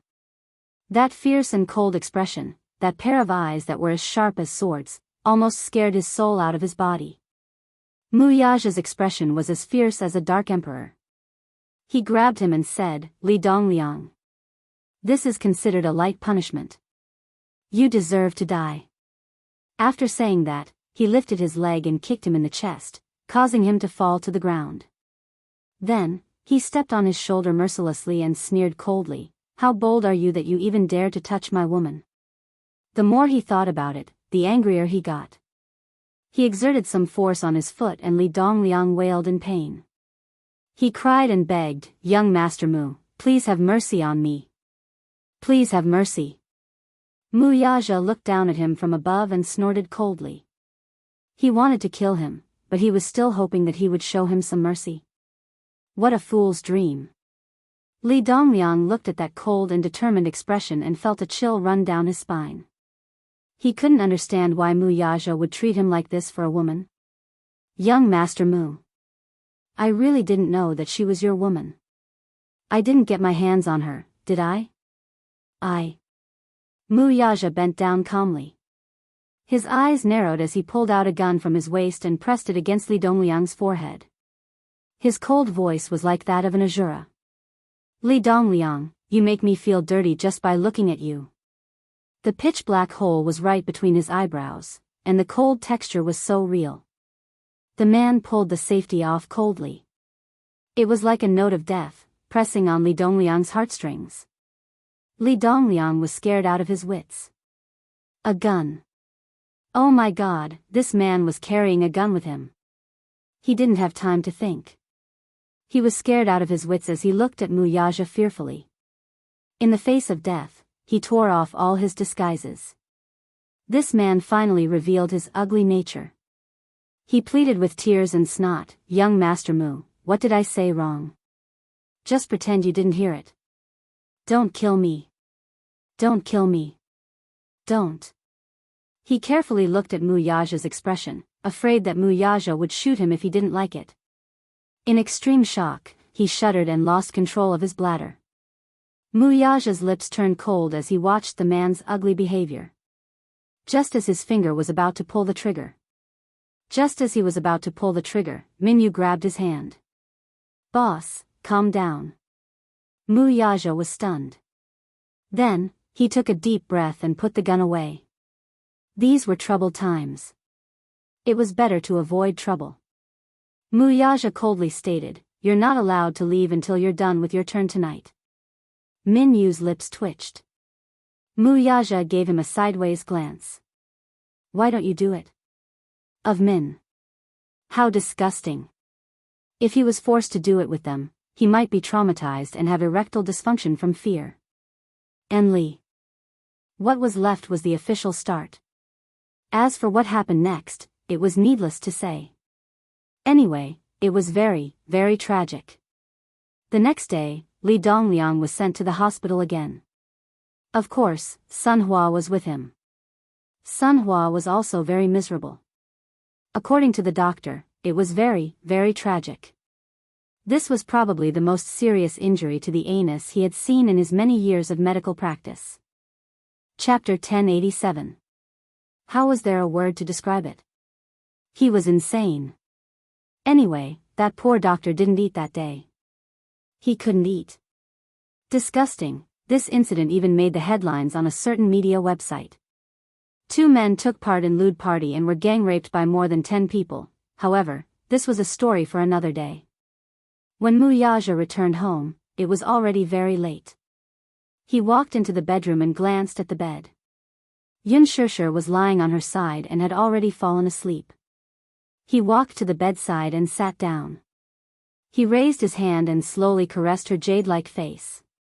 He lowered his head and kissed her on the lips. At first, he only planned to kiss her lightly, like a dragonfly skimming the water. However, once he touched this soft beauty, it was somewhat difficult to stop. This woman was like a beautiful poppy. Just a light taste and he would fall into this irresistible drug addiction. His lower abdomen tightened. He frowned slightly and looked at her sleeping face. He didn't want to disturb her like this. Hence, he got up and went into the bathroom, intending to take a cold shower. He heard the sound of tiptoeing footsteps. Hearing the sudden sound, Mu Yaja turned around and glanced over. He saw that Yun Shishir had entered the bathroom and was standing at the door. She slowly leaned against the door and closed it. "You're back," his voice was muffled, weary, and slightly hoarse as if he hadn't woken up yet. Did I wake you up?" Yun Shishir rubbed her eyes and nodded. She seemed to be complaining that he had made too much noise. "Why are you back so late?" She opened her hazy eyes. Mu Yaja continued what he was doing and took off his clothes. He said lightly, "I had something to do at the company." "Oh," Yun Shishir leaned against the door. When she saw that he had turned around, she felt a little suffocated. She was standing not far away from him. She could see his slender, strong body at a glance. She thought that, other than his godlike looks, this man still had the capital to charm women. Just that sexy back line alone was enough to make her feel a little helpless and suffocated. She could only watch as the clear water flowed down the sexy lines of his back. Then, she looked at his well-defined long arms. Every movement of his was filled with the unique strength and beauty of a man. Especially those slender legs, they were comparable to a model's. The hot mist swept over like a soft veil, shrouding the entire bathroom. Yun Shishir suddenly took a step forward and walked behind him. His heart beat faster and faster. Gradually, the sound of his heart beating like thunder could be heard in his ears. Bang! Bang! Bang! In this already stuffy and narrow space, it became increasingly difficult to breathe. She slowly walked behind him. Without making a sound, she raised her arms and wrapped them around his waist. Under the showerhead, the warm water drenched her inner garments. Her originally milky white undergarments were drenched by the water and became translucent, tightly clinging to her body. Her exquisite and graceful figure stood out like this. She had just been woken up by his kiss. She could clearly feel that the man's breathing was getting tighter and tighter, but he held it back. She understood that he felt sorry for her and couldn't bear to wake her up. Yun Shishir tasted a trace of sweetness in her heart from being carefully cared for. Hence, she hugged him even tighter. Chapter 1088. Wuxia turned around in a daze and lowered his head, only to see the woman getting closer to him. Her head was leaning on his body and her face was deeply buried in his chest. Her silky hair was already drenched and hung down on her shoulders, making her look even more beautiful. The man's figure was extremely tall and straight while she seemed to only reach his chest. Standing next to him, she seemed to be too delicate. Her entire delicate body softly stuck to his body and her arms wrapped tighter and tighter around him. In the midst of the splashing water, there were warm tears and dense water droplets. She gently kissed his chest. Soft and dense kisses pecked down, lingering on his well-defined chest. And her little hands slowly moved along his back. This kind of unintentional and inexperienced action easily stirred up his extinguished desire again. The man's breathing gradually became tight and heavy. Her initiative was something he was happy to see. Thus, as he thought of this, his deep eyes were once again tainted with a bit of heat. His hands suddenly clasped her shoulders tightly and pushed her lightly, pressing her heavily against the smooth wall. Xianxia raised her head in a daze. That pair of bewitching eyes were slightly dazed at this moment and her eyes were slightly red. Her eyes were the typical peach blossom eyes and her eyelids were suffused with a beautiful pink color. Her amber eyes looked a little misty and even the tip of her nose was a little red. She looked really lovable. The man's extraordinarily handsome face was reflected in her eyes. In the hazy mist, he was as handsome as a god and had a unique charm. He was a natural-born overlord. God had blessed him with a handsome face, a wealthy family background, and amazing innate talent. But time had given him something deeper. The cold porcelain face pressed against her back and pressed against his fiery body. It was like ice and fire at the same time. The world seemed to be spinning and the dizziness became more and more intense. A dry heat floated up to her cheeks and her ears were ringing. Other than the sound of splashing water, she seemed to be unable to hear anything else. Following that, she watched as his handsome face seductively closed in. His gaze was focused and the tip of his nose touched hers. He lowered his head and covered her lips with a fiery kiss. The tip of his tongue hooked in and pried open her lips. The domineering deep kiss greedily sucked in her sweetness and inexperience. It was a night of sexual intercourse. This man's energy was really too strong. He pressed her down 3 times until she weakly collapsed on the pillow. Only then did he end this affair. Although she was asleep, but his arms were still tightly locked in her embrace. Such a possessive action did not allow her to struggle at all. The distance between them was so close and the tip of her nose was lingering with his steady breath. But she was a little unable to sleep. After nearly an entire night of madness, she was exhausted and her physical strength was somewhat overdrawn. But, she couldn't sleep. Her eyelids were heavy and her limbs stiff as lead. However, her mind was unusually clear. In her heart, she was inexplicably worried about her gains and losses. One day, happiness suddenly came, but she couldn't help but be afraid. When she opened her eyes again, her world had become her alone again. She slightly turned her body, her back facing the man. When she lowered her head, she could see his muscular arms. Chapter 1089. In her hazy sleepiness, it seemed like someone was rubbing her waist, and it also seemed like someone was kissing her gently. His slightly warm thin lips were gently kissing her lips, but she was so sleepy that she couldn't open her eyes. She could only subconsciously resist. Until she felt the strange feeling breaking into her body, slowly and rhythmically, sprinting step by step, deeply occupying her. And her body subconsciously obeyed and catered to it. Xianxia furrowed her brows in dissatisfaction and looked up blankly, only to see a silver necklace dangling from his sexy and well-defined collarbones. It was so mesmerizing that it could not be reasoned with. She opened her mouth, wanting to resist, but what escaped from her mouth was a broken moan. When the man saw that she had woken up in a daze, he lowered his head and viciously bit her lips, jaw, and neck. She was half asleep and half awake until they both climbed into the gorgeous clouds. The man panted heavily and pulled away. However, she was so exhausted that she almost fainted. When she opened her eyes again, it was already close to noon. In fact, she had already woken up, but she was so weak that she couldn't even lift her arms. This man was too energetic, wasn't he? She was so tired. But why did he look like nothing had happened? His energy was so strong that it made people jealous. She originally thought that Wuxia would leave early in the morning, just like 2 days ago, leaving early and returning late. When she woke up, he was nowhere to be seen. When he returned at night, there was more or less the smell of alcohol on his body. He must have removed it from the table every time he came back. He seemed to be very busy, so busy that it was rare to see him except at night. It wouldn't be an exaggeration to say that he was busy every day, right? Wuxia entered the study room early in the morning. By the time he finished dealing with a lot of work in the company, it was already past noon. When he walked into the bedroom, he saw that the little woman was still curled up in bed, motionless. However, his eyesight was very good. When he walked in, his sharp eyes caught the moment when she hurriedly closed her eyes.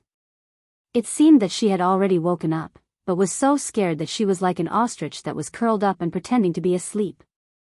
Was she being shy? He walked over and sat down by the bed, looking down at her. As if sensing that he was beside her, the little girl panicked. Her eyelids fluttered, her thick eyelashes trembled, and her eyes rolled around, but she still didn't open her eyes. Wuxia couldn't help but chuckle. Was this woman planning to stay in bed forever? He couldn't help but laugh, but his gaze was once again deeply attracted to her. Her hands were gripping the corner of the blanket, covering most of her face, only revealing a pair of eyes. Her black hair was scattered on the pillow, but in the dim light, it did not lose its soft and bright luster. As if she was afraid of attracting his attention, even her breathing was extremely soft, small and weak.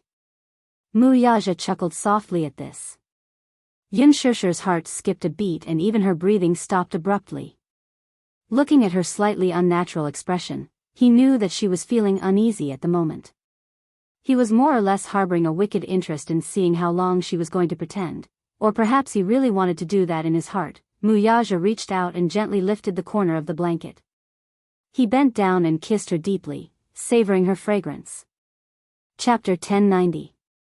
As he kissed her more and more wildly, her whole body slowly stiffened.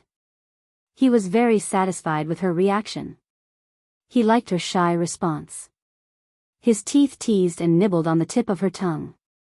He swept his tongue across her lips and teeth and went deep into her mouth. He couldn't stop himself from kissing her. At first, he still had a little interest in teasing her, but the deeper the kiss, the more he couldn't control himself, and in an instant, it aroused his desire to go even deeper. Just kissing like this made him unsatisfied, and deep down, he wanted to possess more. In fact, during this period of time, he had been restraining himself from touching her. However, her initiative last night had liberated him for a long period of time, and he couldn't stop. Originally, when he woke up in the morning, he still wanted her. Seeing that she was sleeping soundly, he couldn't bear to disturb her.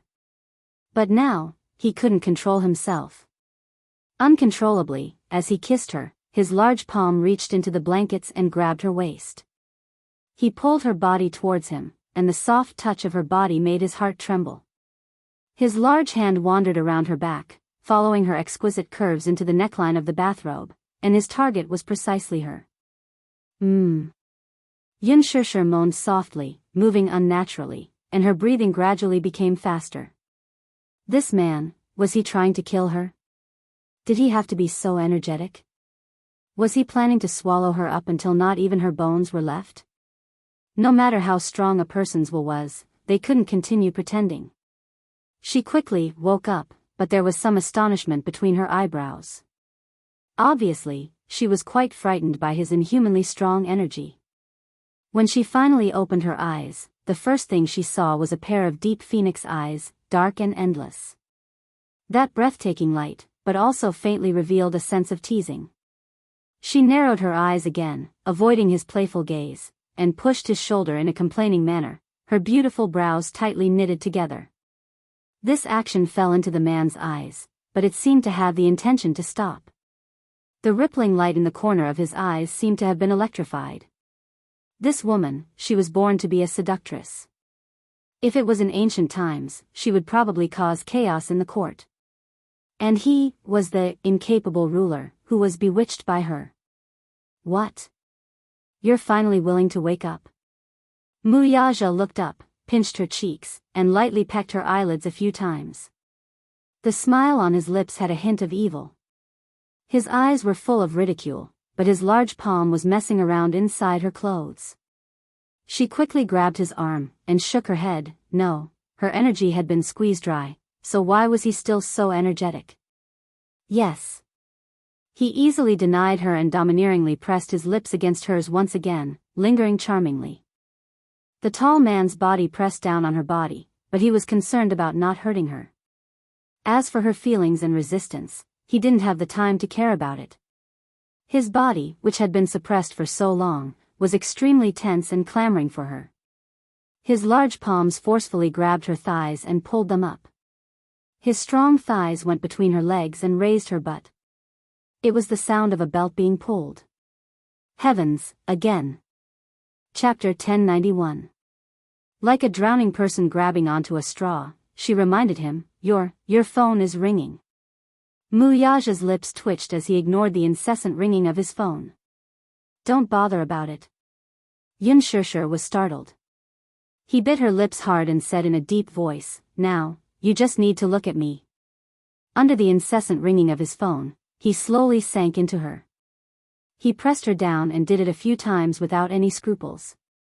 Initially, he was still restraining himself, but when the woman under him moaned softly, his movements suddenly became ferocious. On the soft king-sized bed, at this moment, it was his world. He possessed her. Although she was exhausted and did not take the initiative to cater to him like last night, she still knew how to respond to him. In the depths of their passion, she only blindly buried her little face into his neck and endured it. She was simply like a wronged kitten, whining and moaning weakly from time to time. Her hot breath blew into his ears, but it was undoubtedly a form of torture for him. Little did she know that her actions had stimulated a hidden desire in him, almost turning him into a beast of lust and devouring her until not even her bones were left. There was no doubt that in this aspect, Wuxia was a man with a lot of energy. Compared to him, her physical strength was really poor. In the end, she was even a little dazed. There were a few times when he wanted to get her on top of him, but her body was too weak. Thus, he had no choice but to press her down and do it a few times, which could be considered to have satisfied him. After doing it once, the man decided to go around her and give up. In the end, Xianxia could not resist the fatigue. Her body was so weak that she fell on the bed and did not want to move. Her eyelids were so heavy that she could not open them. She turned around and quickly fell asleep. In the huge room, it was filled with a unique charming atmosphere after making love. Until his heavy breathing slowly calmed down, he was secretly a little puzzled. When did he become so greedy for women?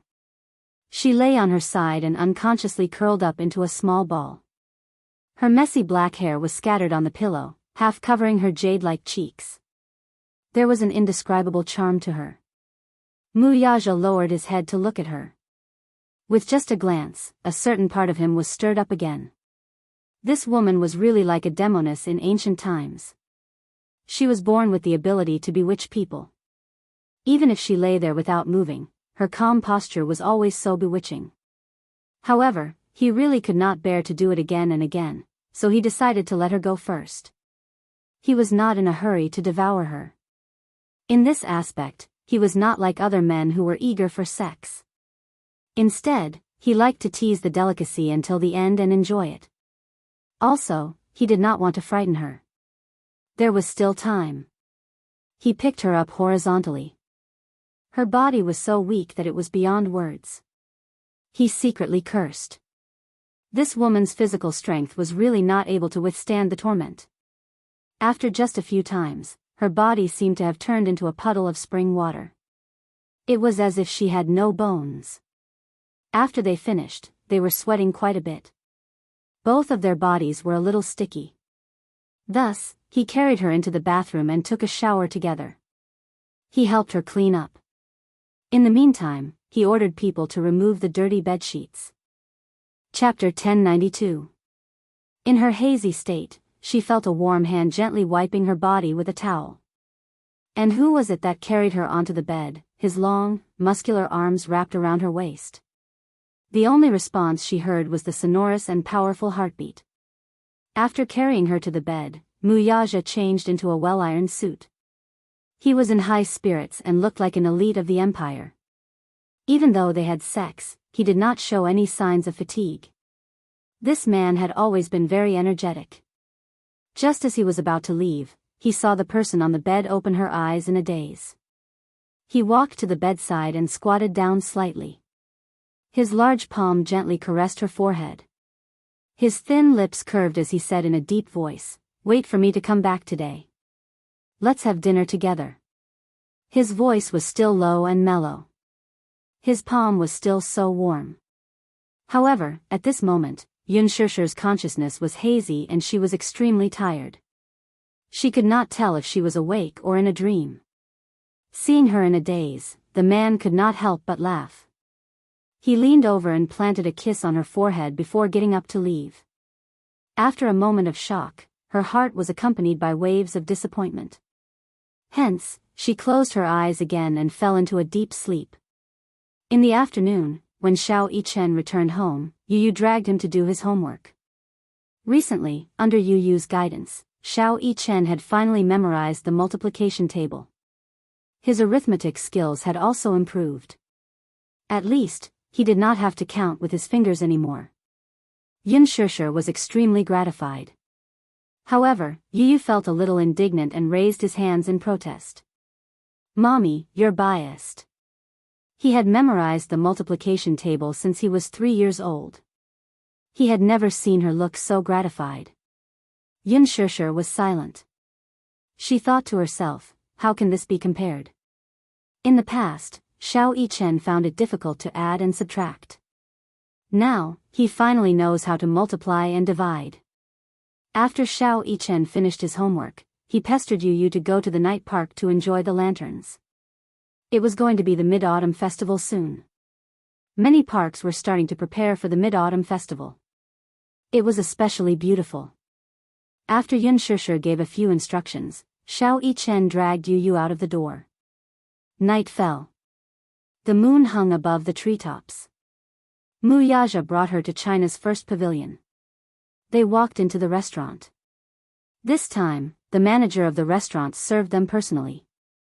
As soon as he saw them, he greeted them warmly and led them to the most elegant box.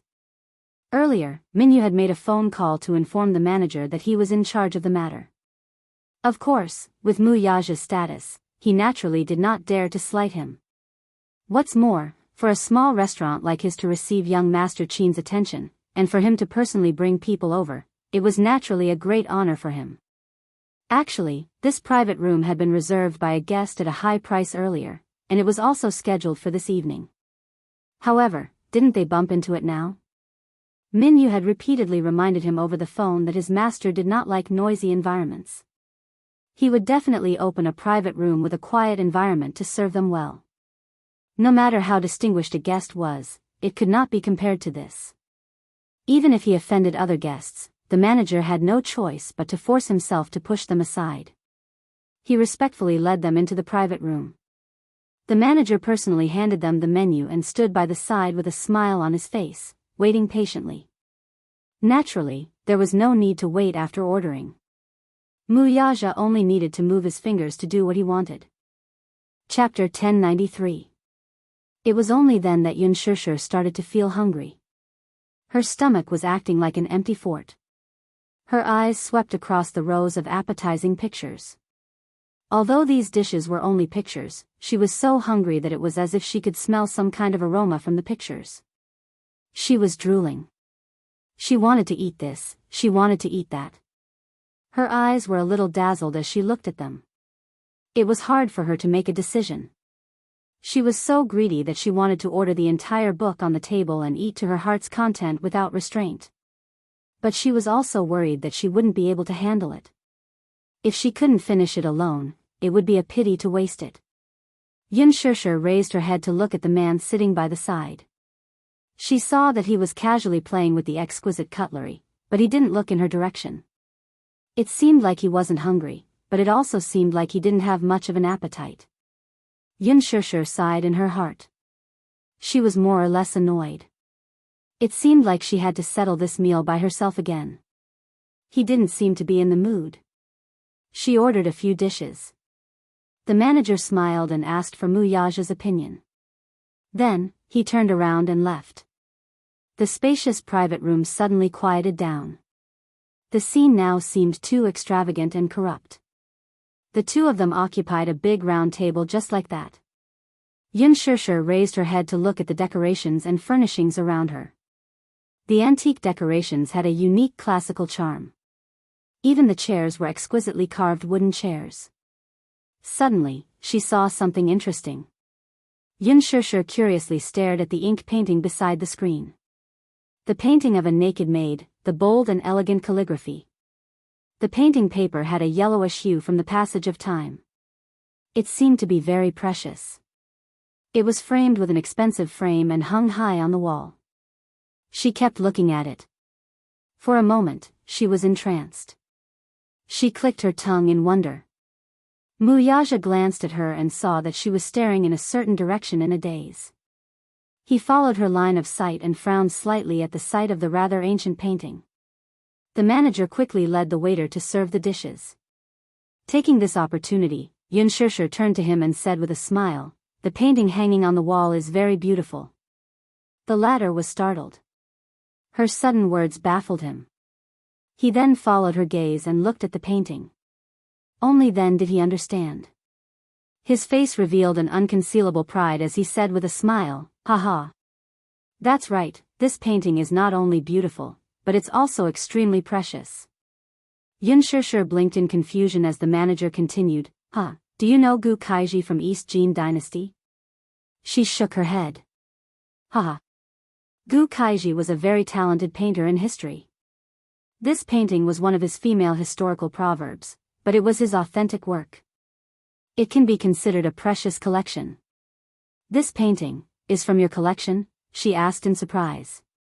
The manager shook his head regretfully and explained, "If it's mine, why would I open this restaurant? Hee. This is from the collection of an old friend of mine who has a good relationship with me. He's the same as me. He likes rare scrolls and is also an antique collector. I heard that this painting was specially bought from England at a high price for his private collection. He often comes here, so he lent me this painting to hang in this private room. It's considered to be his face." Chapter 1094. However, he was not the owner of the painting, so he could not make the decision. Moreover, this painting was already rare and precious. How could it be bought with ordinary money? Moreover, this painting was his old friend's lifeblood. He treasured it so much that he did not even bat an eyelid when the price was raised to an astonishing level. Soon, all the dishes were served. The manager greeted them with a few more words and then left. Xianxia was already craving for it. She picked up her chopsticks and wanted to pick up the sweet and sour pork ribs. However, her chopsticks were not very smooth and she was very unfamiliar with them. The pork ribs were slippery and she could not pick them up no matter how hard she tried. For a moment, she looked a little embarrassed. He really did not give her face, she was a little sulky. She bit her lip and looked around. She had no choice but to pick up other dishes. Just as she lowered her head to taste the delicious food, there was suddenly a pork rib on her plate. She looked up in surprise and saw Wuxia put down his chopsticks and looked at her indifferently. Xianxia's heart warmed because of this little consideration. Wuxia chuckled. "Eat more if you like it." "Okay."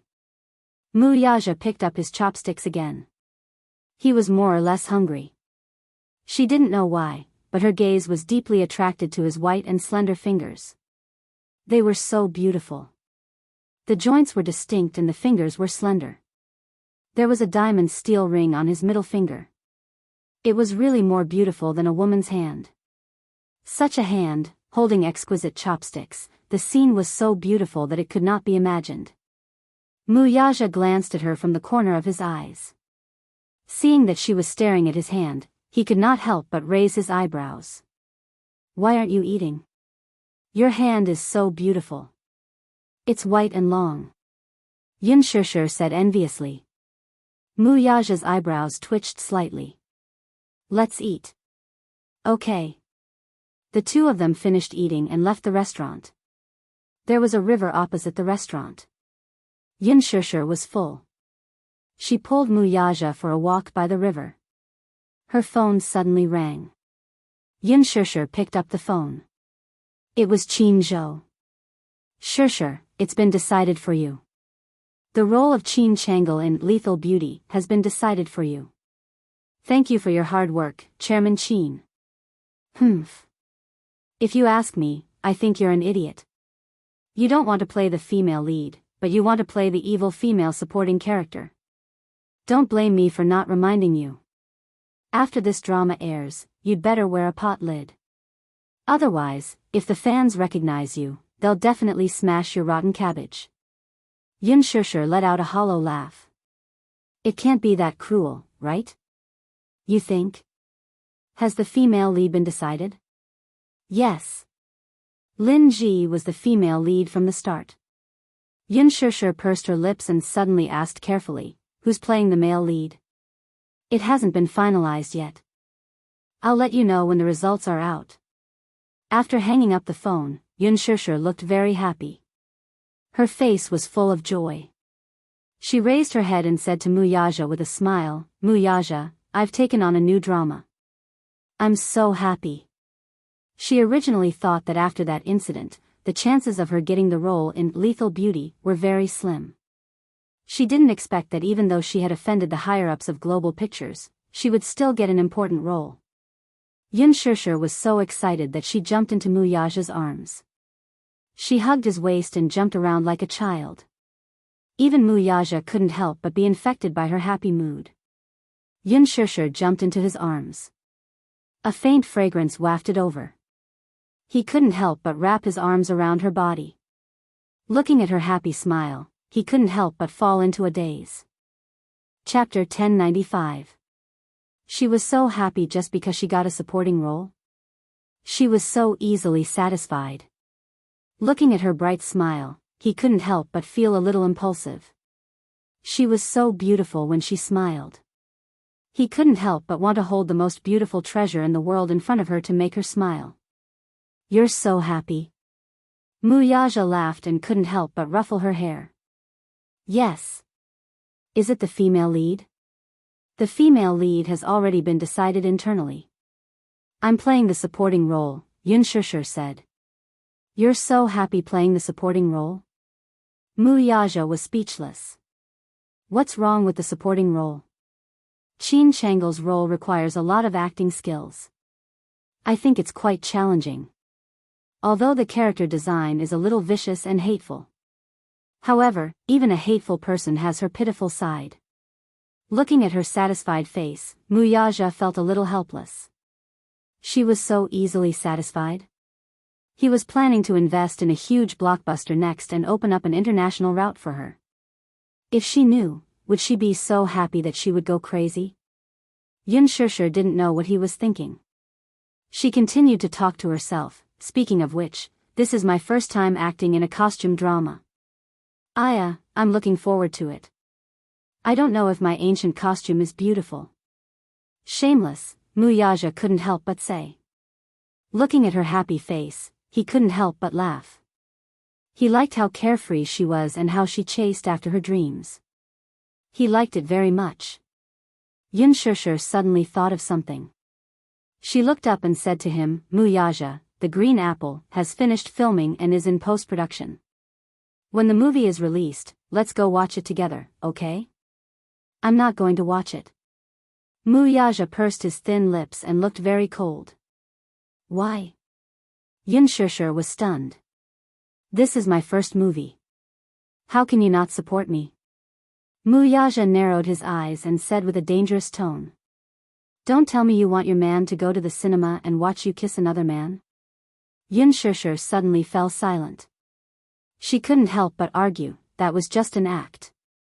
Why did you take it seriously? Acting isn't allowed either. In the future, all kissing scenes and bed scenes are forbidden. Wuxia said in a deep voice. Yunshusher's expression turned bitter. However, she sensed the strong jealousy in his words. She raised her head and looked at his face. Then, she moved closer to his lips and pretended to sniff him seriously. Wuxia gave her a sidelong glance. What is it? So sour. Yunshusher muttered. Then, she couldn't help but snicker. Someone wouldn't be jealous, right? Wuxia pinched her cheeks. Don't laugh. I'll laugh, I'll laugh. Hee hee. Someone is jealous. So sour. Wuxia was a little angry now. He grabbed her waist and trapped her on the edge of the bridge, trapping her between him and the railing. Yunshusher leaned against the railing of the bridge. Behind her was the cold river water. At night, the night wind blew and the cold air on the river surface rose. Don't laugh, he said. Yunshusher stopped laughing immediately. Wuxia was satisfied. He lowered his head and rubbed the tip of her nose. Suddenly, he gave her a gentle peck on the lips. Shusher, I'll make you the best actress. Do you want it? Yunshusher pouted. No. No. She actually rejected him? One had to know that many people could only dream of him. She actually rejected him. This stupid woman. Why not? Chapter 1096. Wuxia did not think much of it and merely raised a brow with a smile. So, supporting my woman is considered an unspoken rule, too? It was only right for a husband to support his wife. Yet, she said that this was an unspoken rule. He did not understand her. Yunshusher blushed and snorted. That's considered an unspoken rule, too. Anyway, I don't need you to support me, I'll rely on myself. Someone used to say that she's a fool if she doesn't rely on a backer, Wuxia said coolly as he cast her a sidelong glance. Yunshusher blushed again. That was before. It's different now. Ever since Lu Jingtian mocked her that she had relied on Wuxia to achieve what she had today, she felt indignant. She could get the role in The Green Apple purely based on her own capabilities. Why did she negate all her hard work with just a few words? Since she said that she was nothing without Wuxia. Then, she would wait and see. Even without Wuxia, she could still make a name for herself. If supporting you is an unspoken rule, then I would have done it a long time ago. Wuxia stated the truth expressionlessly. Yunshusher's face fell as she glared at him. You call this an unspoken rule? Yunshusher held his arm as they walked by the river. Suddenly, a trembling voice was heard from behind them.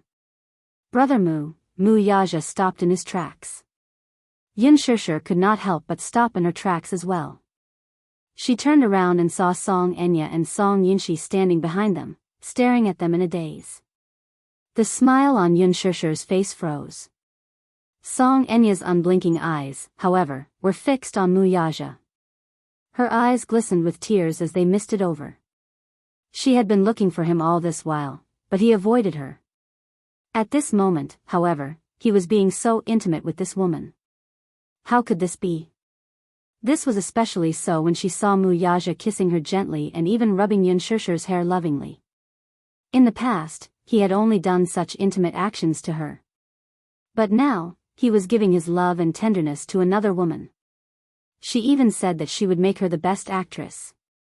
How much did Brother Mu like her for him to say such words? In the past, Wuxia could not be bothered to entertain her request for a role. Now, he was willing to use all means to help Yunshusher rise to the top. Song Enya felt aggrieved and jealous at the same time. A wave of jealousy threatened to engulf her like a black wave. Now, she could clearly see the love in Brother Mu's eyes when he looked at this woman. It was definitely not fake. It was just that she was unwilling to admit it. How could they be so close? They were so close. They were so close that Brother Mu even said, "Is supporting my woman considered an unspoken rule?" When Wuxia saw Song Enya, the smile on his face faded a little. Song Enya's cold gaze landed on Yun Shishir. That pair of eyes seemed to be accusing her, but at the same time, they were like sharp blades slicing her body ruthlessly, as if they could not wait to cut off a piece of her flesh. If looks could kill, she would have been cut into pieces long ago. Brother Mu. Why didn't you pick up my call? I went to the office to look for you, but you didn't answer my wallpaper. Why? Song Enya took a few steps toward him, her eyes full of hurt. Mu Yaja's gaze was extremely cold, but he tightened his grip on Yun Shishir's hand. Song Enya noticed his subtle action and her heart ached even more, as if it was being cut by a knife. Her heart suddenly turned cold. Chapter 1097. The jealousy in her heart seemed to be tearing it apart. Why? What right did Yun Shishir have to be so intimate with him? Brother Mu even flashed that charming smile at her. One had to know that since they were young, Brother Mu had always been unsmiling in her eyes. He rarely smiled and always had a cold expression. Even when he smiled, there was not a trace of warmth. However, when he faced Yun Shishir, the warmth of his smile seemed to melt the ice. Why? Song Enya was really indignant and extremely aggrieved. She kept feeling that her privileges by Mu Yaja's side had been snatched away. Even though Mu Yaja had pampered her since they were young, she was still careful, afraid that she would offend him if she did not do well. In her heart, Mu Yaja was like a high and mighty god who was not to be messed with. Yun Shishir was different. The two of them walked by the river hand in hand like an ordinary couple, bickering, laughing, and flirting. Song Enya was envious. Is Brother Mu really sincere to me? She could tell that Yun Shishir was not ordinary in his heart. She was special. She was even more special than me. Yun Shishir's shoulders trembled when she saw the faint jealousy and viciousness in Song Enya's eyes. A woman's jealousy was really scary. Looking at Song Enya's eyes, if Mu Yaja was not around, she would probably skin her alive. Mu Yaja, let's go. Yun Shishir tugged at his hand. Mu Yaja hummed in acknowledgement and turned to leave with his wife without sparing her another glance.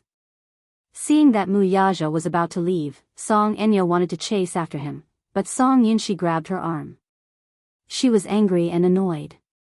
Suddenly, she cried out indignantly, Brother Mu, this woman is not that simple. I heard that Yun Shishir had a meal with the executives of Universal Pictures a few days ago. I even saw her get into that man's car. Maybe, in order to climb up the social ladder, she even slept with him. What's so good about such a dirty woman? Yun Shishir froze when she heard this. She turned around and glared at her coldly. Mu Yaja furrowed his brows and turned around.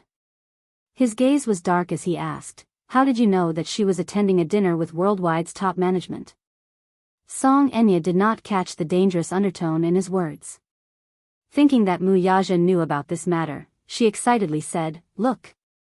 You know that too, right? I was right, wasn't I? Brother Mu, you mustn't be deceived by this woman's innocent appearance. I think she is very shrewd. In order to achieve her goal, she will do anything, even. Let me ask you, how did you know about this? Mu Yaja coldly interrupted her and questioned her. Everyone kept their mouths shut about this matter and did not spread it at all. It was impossible for outsiders to know about this. How did Song Enya know about this? Mu Yaja was sharp and could sense that there was something fishy about this. Otherwise, how did Song Enya know about it? Song Enya was stunned for a moment before she realized it. Of course, she could not tell Mu Yaja that she had hired paparazzi to secretly take photos of Yun Shishir, could she? Right now, the more words she spoke, the more likely it would be for her to slip up. She did not know how to smooth things over. Mu Yaja's eyes darkened. He could roughly guess how Song Enya knew about this matter. Could it be that she hired someone to take those two photos? Chapter 1098. Mu Yaja was a little disappointed in her and said coldly, Enya. It seems that I've been too lenient with you in the past. Now, you'd better remember that Yun Shishir is my woman.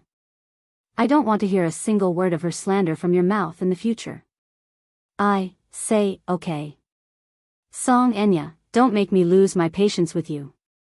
Muyaja's words were so cold that it made one's heart tremble. Song Enya bit her lower lip hard, but no matter how hard she tried, she could not say anything. How could she admit defeat in front of Yunshisher? Let her laugh at her? No way. She suppressed the grievance and anger in her heart as her whole body trembled. Song Yunshi smiled and said, Uncle Mu, Enya is still young and immature. She's a little willful, so why bother with her? There should be a limit to willfulness. As soon as Muyaja's cold words fell, Song Enya's shoulders trembled and her eyes turned sour. Let's go home. Muyaja put his arm around Yunshisher's shoulders and turned to leave without looking back. Song Enya was heartbroken. She threw herself into Song Yunshi's arms and cried sadly. When she got home, Xiao Yichen and Yu were also back. Yunshisher accompanied the two little guys for a walk around the house with little Zhizha. When she came back, she was so tired that she almost collapsed. She took a comfortable hot bath and fell asleep comfortably. Muyaja also took a bath and walked out in his pajamas. When he saw that she had fallen asleep, he turned off the lights and went to the study room. Wang Chuanda had already sent the documents for the planning case over via email. In addition, there were some cases that needed his approval. Hence, he sat in the study room for an hour and did not come out. In the blink of an eye, it was already 2 in the evening. Yunshisher was sleeping soundly when she was suddenly woken up by the ringtone of her cell phone. She lazily propped herself up and vaguely recognized that it was not her ringtone. She threw her head back on the bed, turned over, and continued to sleep. The bell rang once, and after a period of silence, it rang again. She was in a deep sleep and did not have the mental strength to pay attention to it. She was too lazy to care. She thought that she would wait for Muyaja to return to his room and check the missed calls on her phone. How could she have known that the ringtone would not let her go? It rang again and again, persistently driving her crazy. Yunshisher was also angry. This person was not letting her have a good night's sleep. Thus, he sat up and rubbed his messy hair. His expression was very ugly and very dark. Although she did not have a terrible morning temper like Muyaja, she was still depressed. Anyone who was not fully awake would naturally have a bad temper. She flipped over and got out of bed. She almost missed a step and fell to the ground. This time, she almost sprained her heel, and her mood became even worse. With great difficulty, she groped around in the direction of the ringtone and pounced on the clothes rack. After fiddling with it for a while, she fumbled in Muyaja's suit pocket for a long time before pulling out a vibrating cell phone. Yunshisher groggily swiped on the screen for a long time in her sleep before answering the call. Her tone was a little unhappy and sounded like she had just woken up. Who is it? It was already 1 in the morning. Who could be disturbing her sleep like this? On the other end, the woman who was about to speak suddenly choked in shock. Then, she froze. Yunshisher? Out of the blue, a startled voice was heard. Yunshisher, who was half asleep and half awake, was jolted awake by the scream. Chapter 1099. Yunshisher? Why is Brother Mu's phone with you? Aren't you two staying together? Yunshisher hung up the phone right away. The phone rang again. She hung up again. This time, Song Enya called again. Yunshisher picked up the call with a displeased expression, her tone revealing her impatience. Song Enya, what do you want? Song Enya's slightly jealous and anxious voice came through the phone. Is Brother Mu with you? What does this have to do with you? Yunshisher, you're so cheap and shameless. Is it you? Brother Mu wants me to apologize to you. Is it your idea? Let me tell you, I won't apologize to a cheap wretch like you. Song Enya flew into a rage out of humiliation and cursed a few times. Yunshisher, who was already feeling frustrated, hung up the phone, switched it to silent mode, and threw herself back on the bed. However, her ears kept ringing with Song Enya's curses, which filled her with grievances. Tossing and turning, she could not fall asleep no matter how hard she tried. By the time Muyaja returned home, it was already 2 in the morning. When he returned to his room, he turned on the table lamp and saw Yunshushi sleeping peacefully on her side. His thin lips curled slightly as he walked over to cover her with the blanket, only to see that his phone had been tossed aside. Wuxia picked up his phone and glanced at the screen. He saw that there were 25 calls from Song Enya, and 2 of them had already been answered. She picked up the calls? Then, what did Song Enya say? Wuxia knitted his brows and walked to the balcony to return the call. It rang a few times before it was picked up. Song Enya's voice came from the other end. Is this Brother Mu? It's already so late, why are you looking for me? Brother Mu, I'm sad. Can you come over and keep me company? Song Enya's voice sounded a little intoxicated, as if she had been drinking for a long time. Even her words were a little slurred. Brother Mu, I'm so sad that I'm about to die. Can you keep me company? Where are you? Monarch's Descent. Sovereign's Descent was the most famous bar in Beijing. Junlin Bar was opened by a famous artist in the entertainment industry, and most of the customers who went there were well-known directors, artists, celebrities, and producers in the entertainment industry. Of course, some of the rich young masters in S-City also frequented the bar, and it was known as the Hall of Fame in Beijing. It was also a bar that Song Enya frequented. She seemed to be in a bad mood from crying. Coupled with the fact that she was drunk, the Missy had lost her usual elegance and arrogance, revealing the fragility in her bones without any concealment. She couldn't figure it out. Her love for Wuxia was no less than Yunshushi. Why was Yunshushi able to obtain his favor? But she couldn't. Holding on to a glimmer of hope, she mustered up the courage to call him. Even if he didn't pick up, she thought, maybe he didn't want to pick up. However, when she held on to such a humble hope and swallowed her pride to call him again and again, it was Yunshushi who picked up the call in the end. It's already so late, yet he's with Yunshushi? Could it be that Brother Mu isn't just playing around with this woman but is serious about her? Does he really like Yunshushi? At that moment, Song Enya suddenly felt that she had lost all hope. Chapter 1100. He indulged her, and no matter what she wanted, he would satisfy it one by one. She had always thought that she would be the only woman he would dote on forever. Even if she did not have a status, she was willing to be by his side. She did not expect that her position by his side would be replaced by another woman. Yunshushi, he seemed to dote on Yunshushi more than he doted on her. He indulged her in everything. Yes. She was jealous. She was crazy jealous. Why? Why could Yunshushi have what she could not have so easily? This was not fair. The more she thought about it, the sadder she felt. She burst into heart-wrenching sobs over the phone. Wuxia could not help but frown and whisper, "Stop fooling around. Go home. Brother Mu, can you come over and keep me company?" She almost begged him humbly. "Just this once. Come over and keep me company now, okay?" Wuxia remained silent. He turned to look at Yunshushi, who was lying on the bed, and a hint of coldness appeared between his brows. Her phone was suddenly snatched away from her, and a man's voice came through. "Hello, are you Enya's friend? She's dead drunk now. If she continues drinking, I'm afraid something will happen.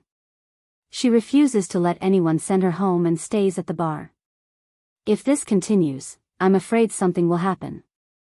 Wuxia remained silent. The man continued, "Quickly come and take a look at Xianxia. It's not a good thing to get drunk all day. If word gets out that the mayor's daughter is getting drunk at a bar, it'll ruin her reputation. Quickly come over and send her home. If anything happens, it'll be too late for regrets." The last sentence had a deeper meaning. Wuxia frowned and glanced at Yunshushi again before replying casually, "I'll be right there." With that, he hung up the phone. Wuxia walked to the bedside and covered her with the quilt. He planted a kiss on her forehead, then turned and left the bedroom, closing the door behind him. Behind him, Yunshushi slowly opened her eyes, but they were filled with coldness. Inside the bar, Song Enya was overjoyed when she heard that Wuxia was coming over immediately. Brother Mu still cared about her. He drove all the way. Wuxia parked the car in front of the bar, but he didn't get out of the car. It was not that he did not know what Song Enya was thinking about him, nor was it that he had not expressed his feelings for her before. Perhaps his attitude wasn't clear enough. Song Enya still harbored illusory fantasies about him. To her, it was just a form of sustenance for her mother. It was only because she had a similar appearance to his mother that he couldn't help but think of Jianghu Shan when he saw her. Therefore, he had always doted on her and indulged her. Whatever she liked, he would naturally go along with her wishes. He still had some feelings for Di Tian, but even so, he still had his bottom line. After getting out of the car, he walked into the bar. It was already midnight, but for this bar, the atmosphere had just reached its climax. In order to avoid the paparazzi, many artistes could only go out very late at night. Hence, the bar was really starting to get lively at this moment. Wuxia walked to the bar counter and quickly spotted the woman lying in front of it. He slowly walked over to Song Enya's side and reached out to give her shoulder a push. Chapter 1101. She didn't seem to have put on any makeup when she went out. Her face looked a little haggard, but her delicate facial features were still beautiful.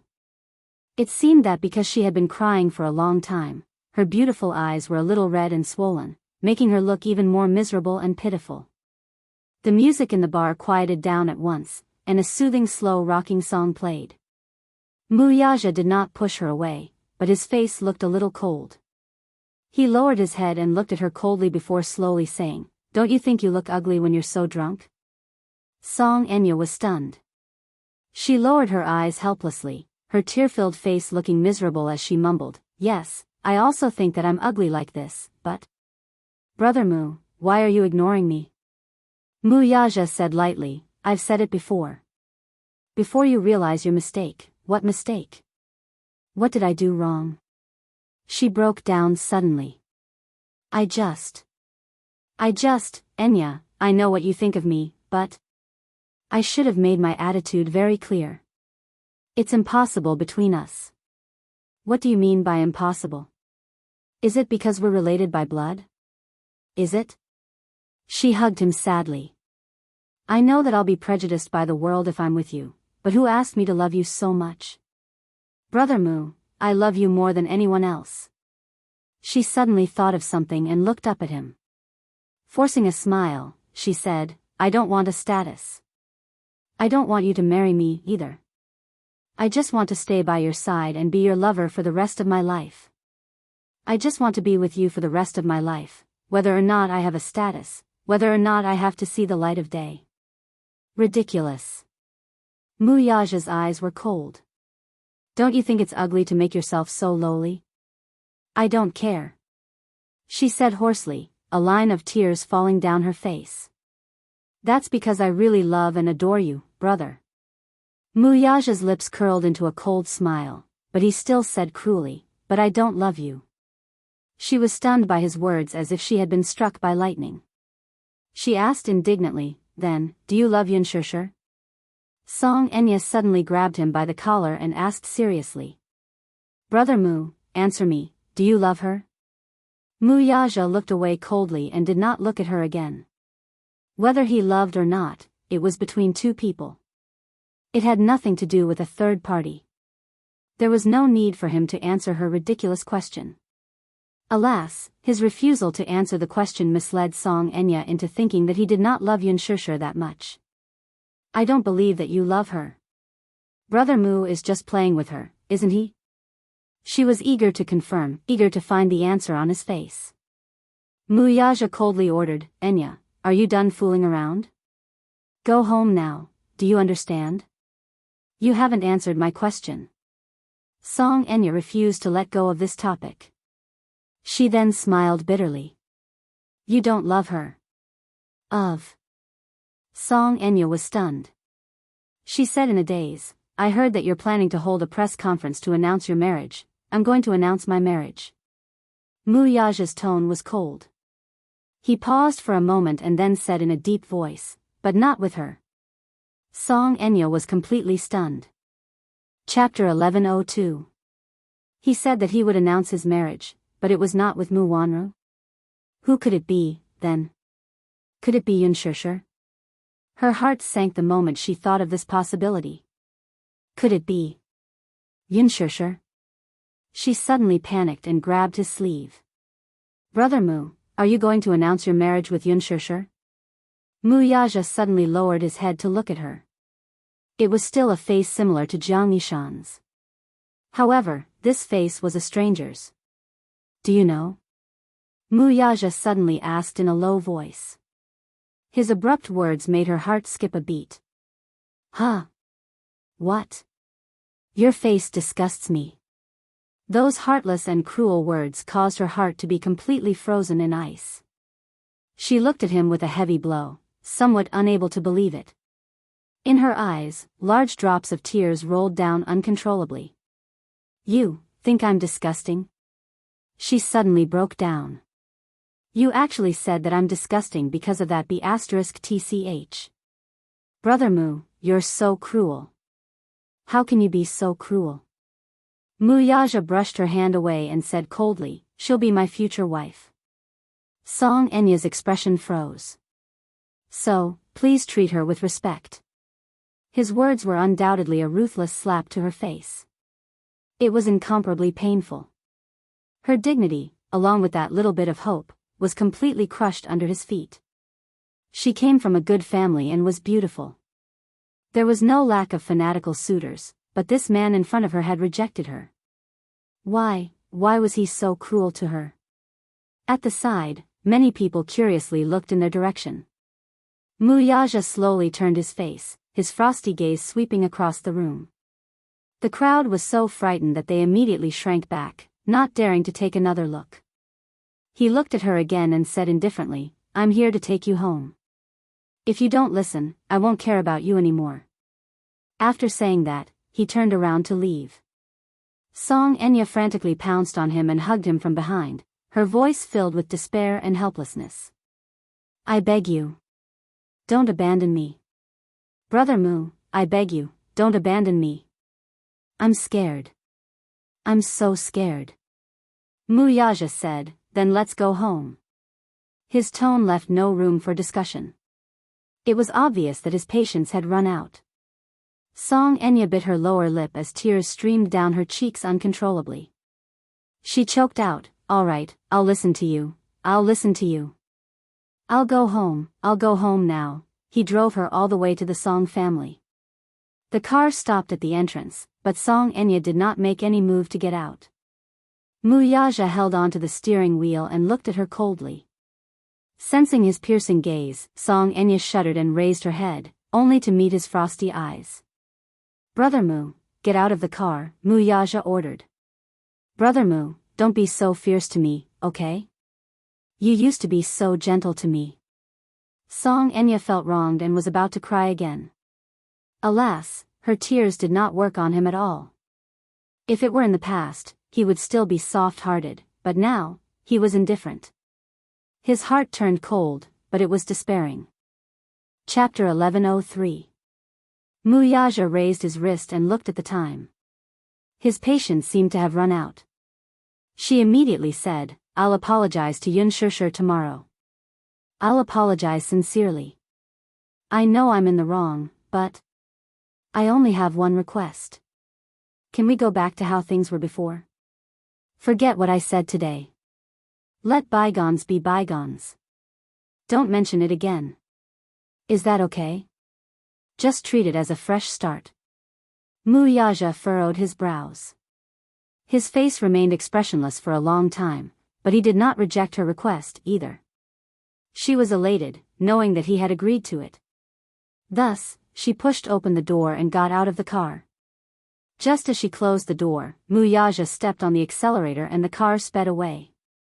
He left so decisively. Song Enya's heart started to ache. Once she got home, she threw herself into the sofa and cried her heart out. She really could not think of anyone else who could occupy a place in such a proud man's heart. Yun Shishir. What right did Yun Shishir have to win his heart? Why couldn't she have it? She could not figure it out. She really could not figure it out, and she did not want to. She was already deep in the swamp and beyond redemption. When he reached home, Yun Shishir was still sleeping soundly. She slept peacefully, but her blanket had been kicked to one side. A look of helplessness appeared on his face. He finally knew who Xiao Yichen had inherited her habit of kicking her blanket. Thus, he slowly walked to the bedside and sat down on the side. He could not help reaching out to pinch her cheek. She seemed to be unconscious in her sleep, but she was still keenly aware that someone was rubbing her face. She waved her hand in dissatisfaction, but Mu Yaja grabbed it. He gently bent his head and pecked her fingertips with his lips. He covered her with the blanket again and turned to leave. Mu Yaja stood in the back garden. Early in the morning, the beautiful morning light sprinkled down. He lit a cigarette, took a deep puff, and a thin wisp of smoke dissipated in the morning breeze. When Yun Shishir woke up, she was awakened by Qin Zhou's ringtone. There's an exclusive interview with Bazaar magazine tomorrow. Before the interview, you'll have to shoot a set of blockbusters. Arrive at the company before noon. You're not allowed to be late. Yun Shishir's face was full of resentment. She walked to the window and looked out. She saw Mu Yaja standing in the back garden. She didn't know when he had returned, but he was holding his phone in his hand and seemed to be talking on the phone. You're back, she said. Mu Yaja turned around and frowned. He had always paid attention to details. She said that he was back. Did that mean that she knew that he had gone out in the middle of the night? Yun Shishir walked to the back garden and hugged him from behind. She smiled and said, Why are you standing here alone in a daze? As for him going out in the middle of the night, he did not mention a single word. It seemed that he had no intention of asking about it. Mu Yaja was stunned for a moment before asking, Why are you up so early? I was woken up by Qin Zhou's call. She rubbed her eyes and looked resentful.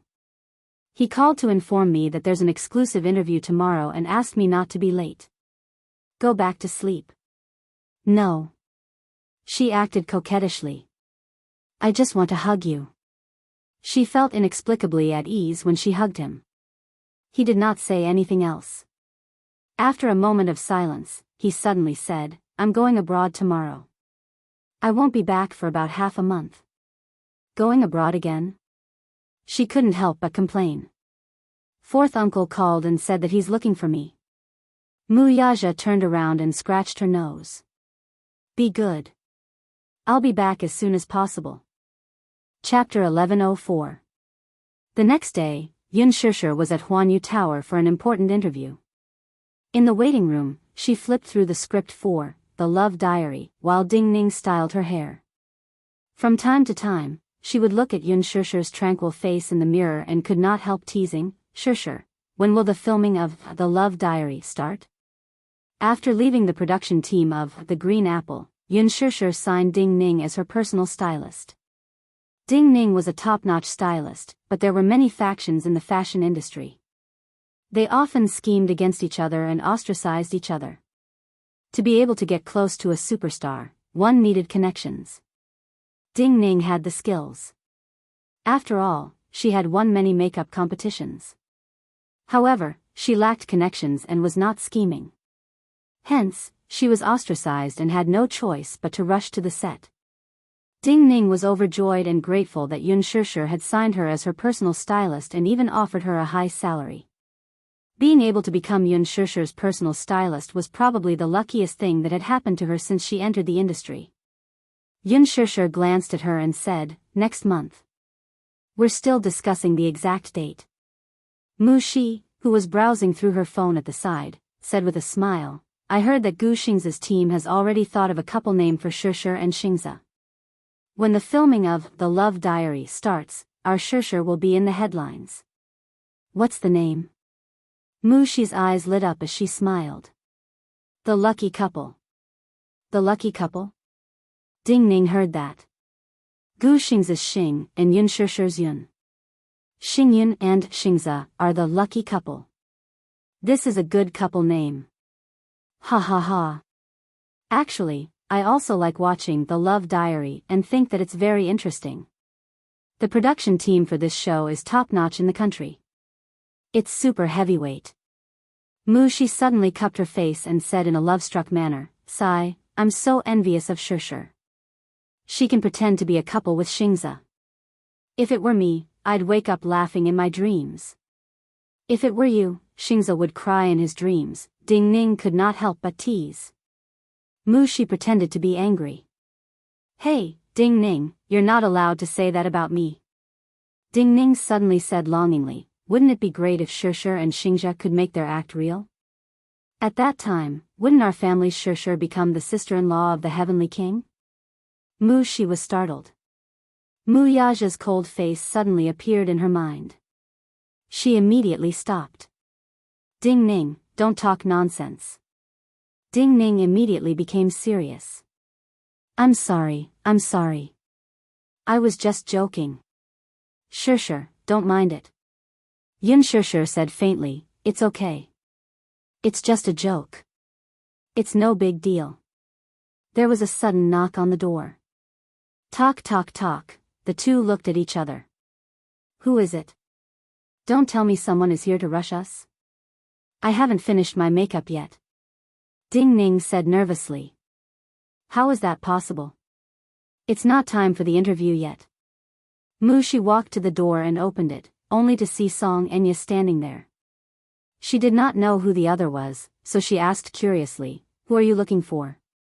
"I'm looking for Xianxia." Song Enya's expression was cold, and she seemed to have come with ill intentions. Xianxia was stunned when she heard her unruly voice. She then raised her head and looked at the door. Seeing her cold expression and fierce gaze, Mushi was a little frightened. Song Enya ignored her and pushed her aside to enter the room. Chapter 1105. Mushi hurriedly tried to pull her back, but the Missy flung her hand away. She walked up to Xianxia and looked down at her condescendingly. Xianxia was on high alert. Raising a brow, she looked up and met the other's gaze without fear. The Missy sized her up coldly and remained silent for a long time. Since she did not speak, Xianxia took the initiative to ask, "What's the matter?" The Missy glanced coldly at Mu Shi and Ding Ning from the corner of her eyes. Xianxia understood the meaning in her eyes, so she said, "Ding Ning, Mu Shi, you two can leave first." "Xianxia, who is she? Is it all right?" Mu Shi asked worriedly. "It's fine." Xianxia comforted her. Only then did the assistant walk out uneasily. Ding Ning followed her out and closed the door. Now, only the two of them were left in the lounge. Xianxia curled her lips. "Say it, why are you looking for me?" He. "As you wish." Song Enya was like a high and mighty almsgiver as her red lips parted slightly. "I'm here to apologize to you." Although she said that she was apologizing, her face did not show any sincerity. Instead, it was filled with contempt, disdain, and even disgust. If she had not promised Muyaja, she would never bow her head and apologize to Xianxia. She had already gone through a huge psychological struggle to come here. Xianxia raised a brow and glanced at her. Apologize? Song Enya actually apologized to her? Was the sun going to rise from the west? That day, I shouldn't have hit you. I shouldn't have been unreasonable. It's my fault, I apologize to you. Song Enya gritted her teeth and nodded her head symbolically. However, apologizing to her was a great humiliation. She clenched her fists so tightly that her nails almost dug into her flesh. It was extremely painful. That's it? Xianxia was originally looking forward to it, but in the end, this apology had no sincerity at all. It really disappointed her. It was no wonder that a pampered missy like Song Enya had always been pampered. She was arrogant, unreasonable, and condescending. Lowering her head to others was worse than killing her. It was not easy for her to say such a thing. He. I don't accept it. Xianxia expressed her attitude. Song Enya furrowed her brows and glared at him when she heard that. What? She put down her pride to apologize, but she actually did not accept it? What right do you not accept my apology? She questioned harshly, feeling incomparably humiliated. If it weren't for her misgivings, she would have slapped him long ago. What do you not to accept my apology? Look, what a lofty and self-righteous rhetorical question. Must she accept her apology to her to accept to apologize to apologize to apologize? Although she was apologizing, she didn't show any basic respect. Her words gave people the feeling that she was superior and didn't have any sincerity. How could she accept it? Xianxia said, "It's your business whether you apologize or not. It's my business whether I accept it or not." B*tch.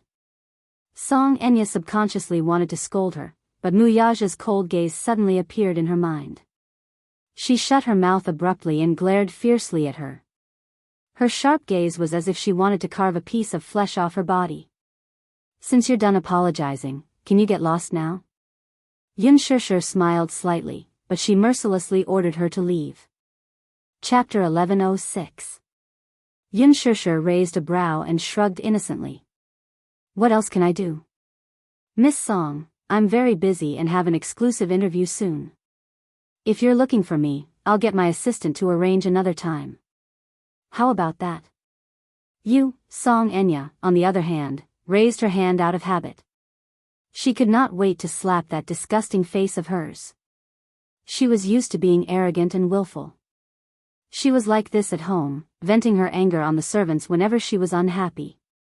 Xianxia glanced at her frivolously. "What? Are you going to hit me again? There are surveillance cameras here. It won't look good on the gentle and virtuous mayor's daughter to slap someone just because of a disagreement, right?"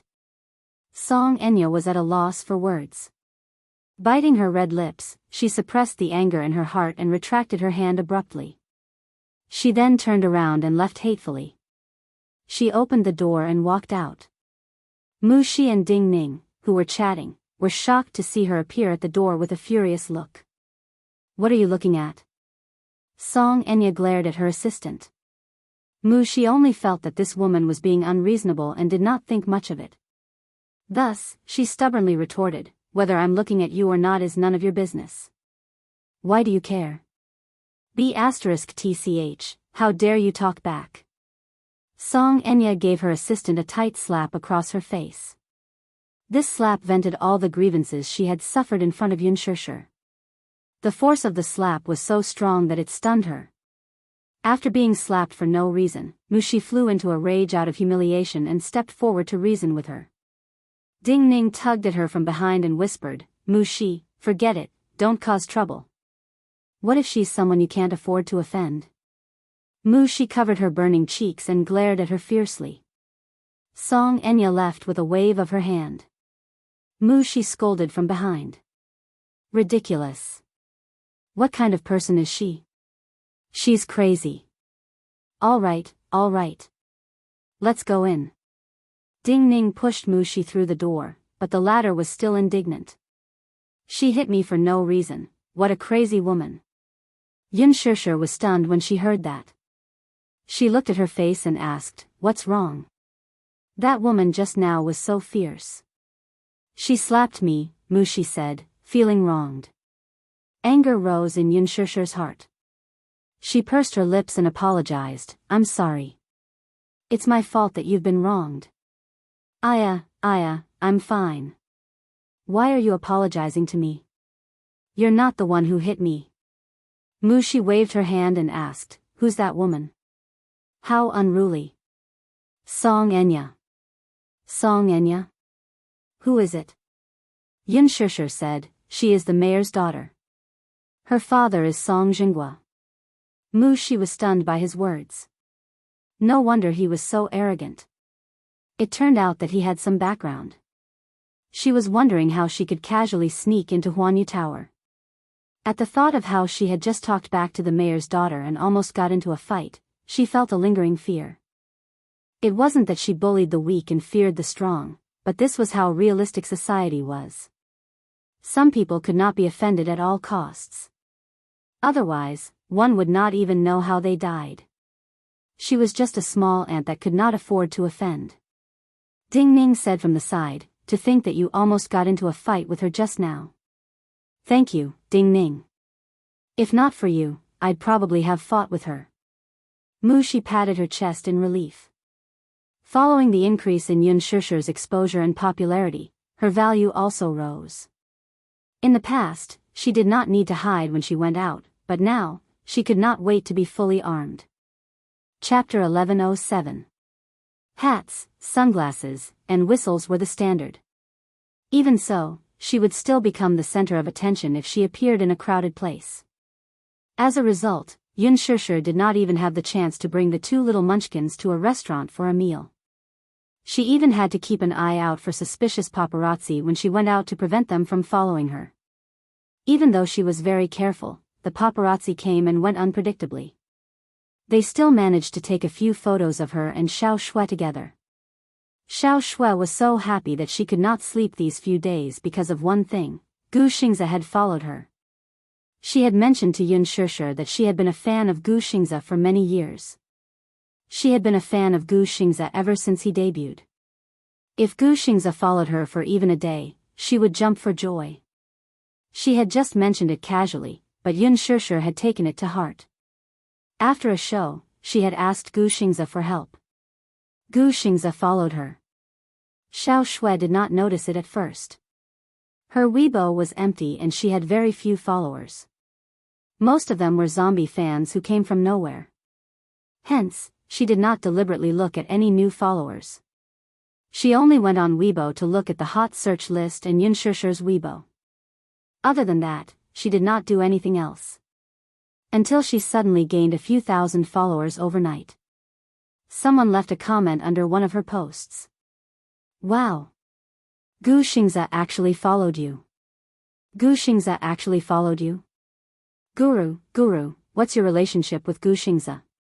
Xiao Shui clicked on her followers and scrolled to the lowest. She saw that Gu Xingze had followed her. Gu Xingze's ID was his English name. She did not believe it at first and thought that she was dreaming. She rubbed her eyes repeatedly until she opened it and saw that it was really Gu Xingze's Weibo account. She then covered her face with her hands and danced with joy. Shishir, I love you so much. As soon as they met, Xiao Shui threw herself on her, holding her face and kissing her.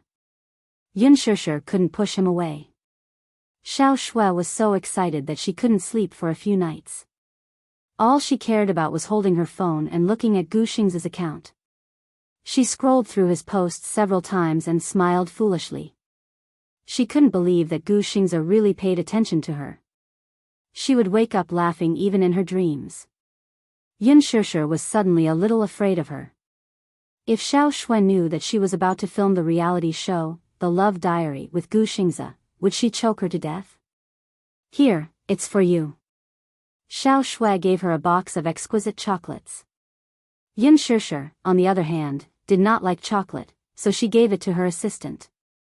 On this day, after the program ended, Yun Shishir rushed to the radio station for an exclusive interview. She sang the solo version of You Are My Love song and ended the interview. The days passed in a busy but peaceful cycle. Until a sudden assassination attempt alarmed her.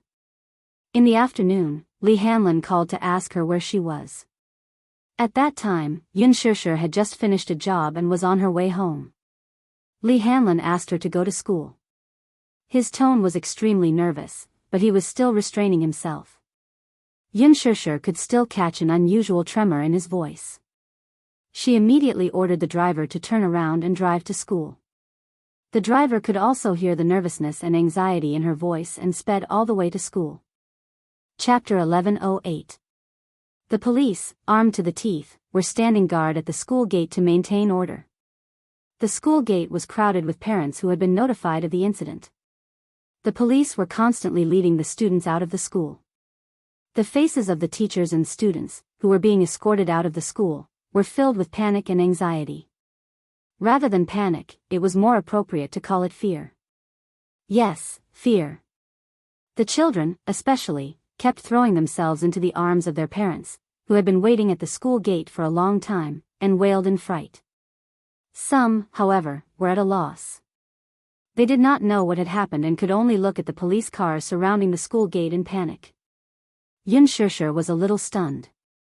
She did not know what was going on, so she pulled a parent aside to ask.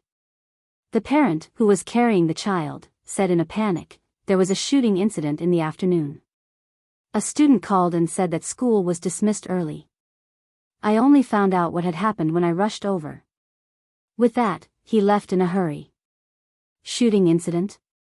Xianxia was stunned for a moment before she walked toward the school gate. Someone grabbed her arm all of a sudden. She turned around and saw Li Hanlin. He was tall and very conspicuous in the crowd. In his arms was Yun Tianyu, who was wrapped in a blanket. Principal? Come with me. Li Hanlin pulled her away and got into a bulletproof car. Li Hanlin only calmed down once they were in the car. Xianxia immediately took Yu from his arms. Under the blanket, the boy's face and lips were pale. He was obviously in extreme shock. He did not say a word, but his shoulders could not stop trembling. Xianxia hugged him tightly. Yu, don't be afraid. Mommy is here. Mommy will protect you, Mommy. His arms suddenly hugged Xianxia's waist tightly. His little face was buried in her chest, but his body was still trembling uncontrollably. Li Hanlin recounted what had happened. The incident happened in the afternoon. The first lesson in the afternoon was music class. Yu tidied up the textbook, but the music teacher was not there yet. He did not have a good afternoon nap, so he felt very sleepy and leaned on the table. However, the moment he fell to the ground. It really happened in that second. A fatal sniper bullet penetrated the window and left a hole. It whizzed past his hairline and accurately pierced the temple of his deskmate sitting next to him in a split second. In an instant, a line of red and white blood splattered on his face. Yu was startled by the sudden loud noise. He felt some warm liquid on his face, and when he touched it with his hand, his fingertips came in contact with sticky blood. His face instantly turned pale with fright. Sitting at the same table with him was a little girl. She was smart and always had a gentle smile on her face. Yu turned around and saw that the poor girl had a bloody hole in her head before she could understand what was going on. He didn't even let out a groan of pain. The expression on his face was still the same as when he was waiting for class. Just like that, he fell straight onto the table and died without knowing why. He could only watch helplessly as a life was lost in an instant right in front of him. What made him even more fearful was that if he did not suddenly feel sleepy and collapse, that bullet would have pierced his head. Chapter 1109. The police speculated that the culprit was a serial killer. The culprit was probably someone with violent tendencies. After being provoked by the outside world or being mentally unbalanced, he displayed extreme antisocial behavior. Was that really the case, though? Yun Tianyu did not think so, though.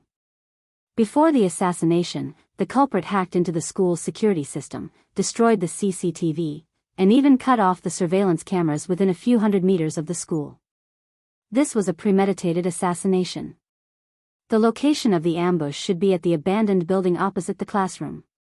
That abandoned building was 100 meters away from the school, yet it was the perfect spot for an ambush. Yun Tianyu was in a state of mental stagnation. This assassination was too sudden and caught him off guard. The culprit was definitely a well-trained killer. After the failed assassination attempt, the culprit escaped unscathed and did not leave any traces behind. Just as Yun Tianyu had guessed, this was almost a successful assassination attempt. He was only a few milliseconds away from death. Naturally, Li Hanlin would not tell Xianxia about Yu's suspicions. He only told her that this was a school shooting accident. Xianxia hugged Yu with heartache. The child was still so young, yet he had experienced such a terrifying shooting accident. He must be scared out of his wits. She kept comforting Yu with her gentle voice. Only then did his fear gradually subside. The car drove back home. Xianxia carried Yu into the bedroom. Just as she placed him on the bed, he suddenly jumped down from the bed, walked to the window, and closed it tightly. He then drew the curtains. The entire bedroom was instantly engulfed in darkness. He walked to the door and locked it from the inside. His hands froze for a moment. Then, perhaps because he was too nervous, he relaxed all of a sudden. His whole body pressed against the door and slowly fell to the ground. His breathing was somewhat rapid and uneven. Xianxia hugged him with heartache and comforted him gently. Yu, don't be afraid. It's all right now. Don't be afraid. Mommy is here with you. Yu buried her little face in her arms. Her face was expressionless, but from an angle that Xianxia couldn't see, her eyes were filled with murderous intent. If other children were to encounter such a terrifying scene, with their lives hanging by a thread, they would definitely be scared to the point of crying. On the other hand, Yu did not shed a single tear. She only held on to Xianxia's clothes tightly and hugged her tightly. Deep in her eyes, there was still a lingering fear. More than that, there was fear and anger. He did not know who had sent the assassin to assassinate him. He was just afraid that the murderer's next target would be his mommy. It was all due to luck that he was able to escape and brush shoulders with the god of death. However, if something like this were to happen again, he was worried that something bad would happen to his mommy. Compared to himself, he was more worried about Xianxia's safety. Yu bit down hard on her lips, her pearly white teeth leaving a deep mark on her lips. He did not speak a word for the whole day. Xianxia's heart ached as if it were being stabbed by a knife. She did not leave his side for the whole day. It was late at night.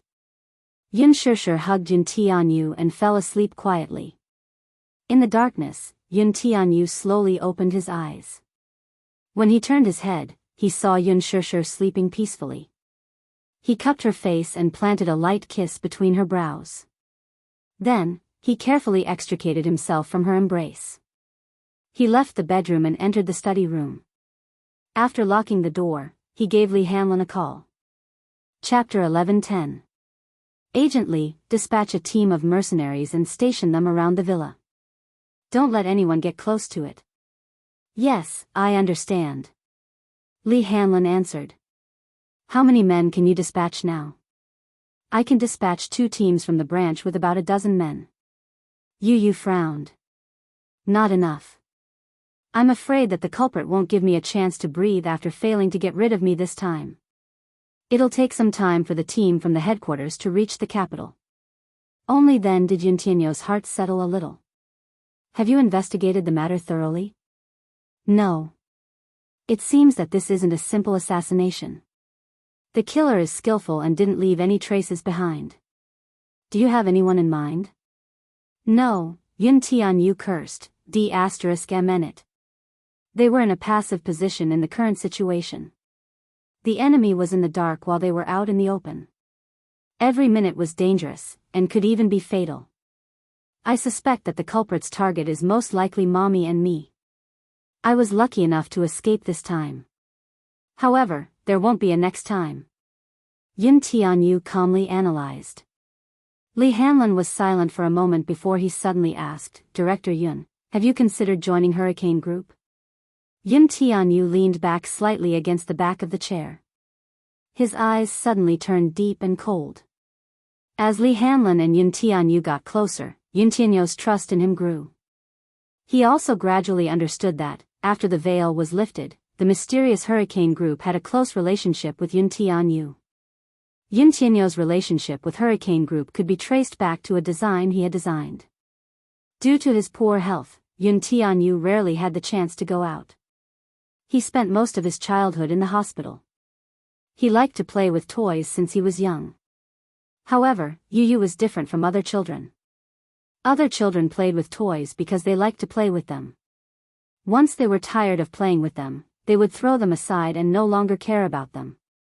But he was different. He liked to fiddle with intricate toys and study their composition. Gradually, this study was no longer limited to simple fiddling. He learned to take apart toys. No matter how intricate the toy was, when it fell into his hands, he could carefully take apart every part and finally assemble it perfectly. In addition to toys, he especially liked to study computers, machinery, and other sophisticated things. When he was 5 years old, he drew the design of a toy missile car and posted it on the bidding website. Soon, it attracted the attention of many toy manufacturers. One day, a mysterious organization contacted him and claimed that they wanted to buy out his design. Furthermore, they offered a sky-high reward. A check with 9 digits. Yun Tianyu felt incredulous until he learned that this mysterious organization was rumored to own half of the world's arms market. It had close ties with governments, mafias, and various terrorist organizations. Its influence spanned across both the legal and illegal worlds. It was the Hurricane Group. The Hurricane Group was a name that could shake the world. Every action of theirs was an existence that could affect the state of the world. Not only did it have a 50% share of the global arms market, every war in the world had to be waged from the Hurricane Group's armory, which was worth tens of billions. Chapter 11:11. It could be said that this firearms group was so powerful that no one dared to be unafraid of it. The reason why they were interested in his design was that it could be used in the military and even develop a new type of missile. Hurricane Group valued his talent in this field, so they invited him to participate in the research and development of the Deva I. Yun Tianyu did not agree immediately. However, Hurricane Group's friendliness was astonishing. Not only did they acquire Leji Holdings, they even transferred 60% of the company's shares to him. Furthermore, they even transferred 2 mercenary teams from Mercenary Paradise under his name, allowing him to command them. In the past 2 years, Yun Tianyu had become the true leader of Hurricane Group and was secretly working for Hurricane Group. A year ago, Hurricane Group divided the East Asian market into his hands. Previously, he was the one who breached the Pentagon's defense system. The reason was that the sea route from East Asia to North America was blocked by the US government, while this sea route was under his control. Perhaps it was difficult to estimate the benefits involved. To put it bluntly, just the cargo ships departing from East Asia to North America alone received hundreds of millions of US dollars.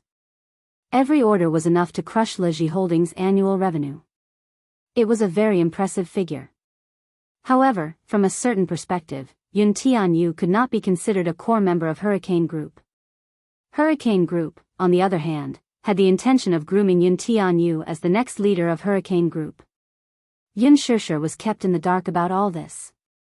If she were to know that Hurricane Group, which was rumored to be in control of world wars, wanted to kidnap her son, she would probably faint from shock. Hence, it was clear why Yun Tianyu did not care about those scheming tricks. Whoever offended him should not leave any traces behind if they were capable. If he were to find out who it was, he would eliminate the source of trouble without further ado. It was that simple and crude. Yun Tianyu held the phone and leaned back in his chair. His eyes were cold and piercing. Li Hanlin was about to speak when he heard Yun Tianyu's cold voice from the other end of the line. All right. Since someone is restless, I don't mind playing with them. I've decided. Pausing for a moment, he said word by word in a young and deep voice, I've decided to officially join the Hurricane Group. Arrange for tomorrow's flight. I want to go to Hurricane Group's headquarters. At night, while Mu Wanru was waiting for news in her study, her phone suddenly rang. She took a look and saw that it was an unfamiliar number. She could roughly guess who was calling. Mu Wanru took a deep breath and suddenly felt a little suffocated. Could it be that her actions had been detected by him? Mu Lianjue's voice rang from the other end of the line when she picked up the call. Mu Wanru, I think you've got guts. How dare you send someone to assassinate Yun Tianyu? Do you know how big of a ruckus you've caused? Even the government officials are involved. Mu Wanru was shocked, but she heard him say coldly, fortunately, I have already suppressed the matter. Didn't you promise me that you'll get rid of Yun Tianyu and Yun Xianxia for me? It's been so long, and you still haven't done anything. I'm running out of time. Chapter 11:12. Mu Wanru clenched her fists and tugged at her hair, looking extremely anxious. Mu Yaja is about to hold a media conference. Do you know what this means? It means that he's about to become the Mu family's head. When that day comes, I'll be completely finished. I think you don't trust me at all. His voice suddenly turned as cold as ice, revealing a thick and suffocating sense of danger. Mu Wanru pursed her lips tightly. In fact, how could she trust Mu Lianjue? She only had the feeling that she was being used. She heard his sinister voice close to her ear. I've already gotten rid of that assassin. Whether the operation succeeds or not, no one is to be left alive. If you dare to act rashly again, Mu Lianjue did not continue speaking, though. Mu Wanru shuddered at his words. In other words, if she were to ruin his plan again, he would mercilessly kill her. In that case, if she obeyed his every command obediently, would he still silence her after he succeeded? Given his style of doing things, there was no guarantee. Mu Wanru only had fear of him, she did not trust him at all. Fourth uncle, when exactly are you going to get rid of those 2 thorns in my flesh? What's the hurry? That Yun Tianyu still has value. He snorted. Mu Wanru, do you know that Yun Tianyu isn't such a simple child? Don't belittle him. This child has some weight. What do you mean? I don't quite understand. Mu Wanru was baffled. You don't have to understand. I'm only telling you that if you hadn't ruined my plan, things wouldn't be so troublesome now. Yun Tianyu was assassinated, and now, a group of armed men of unknown origin have surrounded his house. It's very difficult for my men to get close. What? Armed men? Mu Wanru was shocked and found it hard to believe. It turned out that, after Yu Yu's return, Li Hanlin had sent a few armed men to guard the villa's perimeter in order to ensure the safety of his mother and son. Do not underestimate the armed men mentioned by Mu Lianjue. Mu Lianjue mistook them for militants, but they were, in fact, Mercenary Paradise's top mercenaries. There were 3 major mercenary organizations in the world. The Nipper Army and the IZO Mercenary Group, while Mercenary Paradise was the #1 international mercenary organization under the Hurricane Group. Mercenary Paradise had the world's top combat troops, and their fame spread far and wide, causing people to tremble with fear. Mercenaries were the cruelest war machines. No matter if it was the cold and rugged mountainous areas of Afghanistan, or the mosquito-infested and unbearably hot African rainforests, a strange group of people could be seen everywhere: mercenaries. Mercenaries is a synonym for mercenaries in English. An old Chinese saying, generous rewards will attract brave men, is a vivid description of such people. Mercenary Paradise was the world's largest mercenary organization. As a mercenary group that relied on war for a living, it gathered many desperados who valued money more than their lives. Mercenaries were a group of special professional killers. They were hired to carry out all kinds of assassinations, kidnappings, battles, and even coups. Chapter 11:13. Regardless of one's identity, Mercenary Paradise only required one to be a professional. There were all kinds of mercenaries in this place, but they all had one thing in common: they were crazy about war.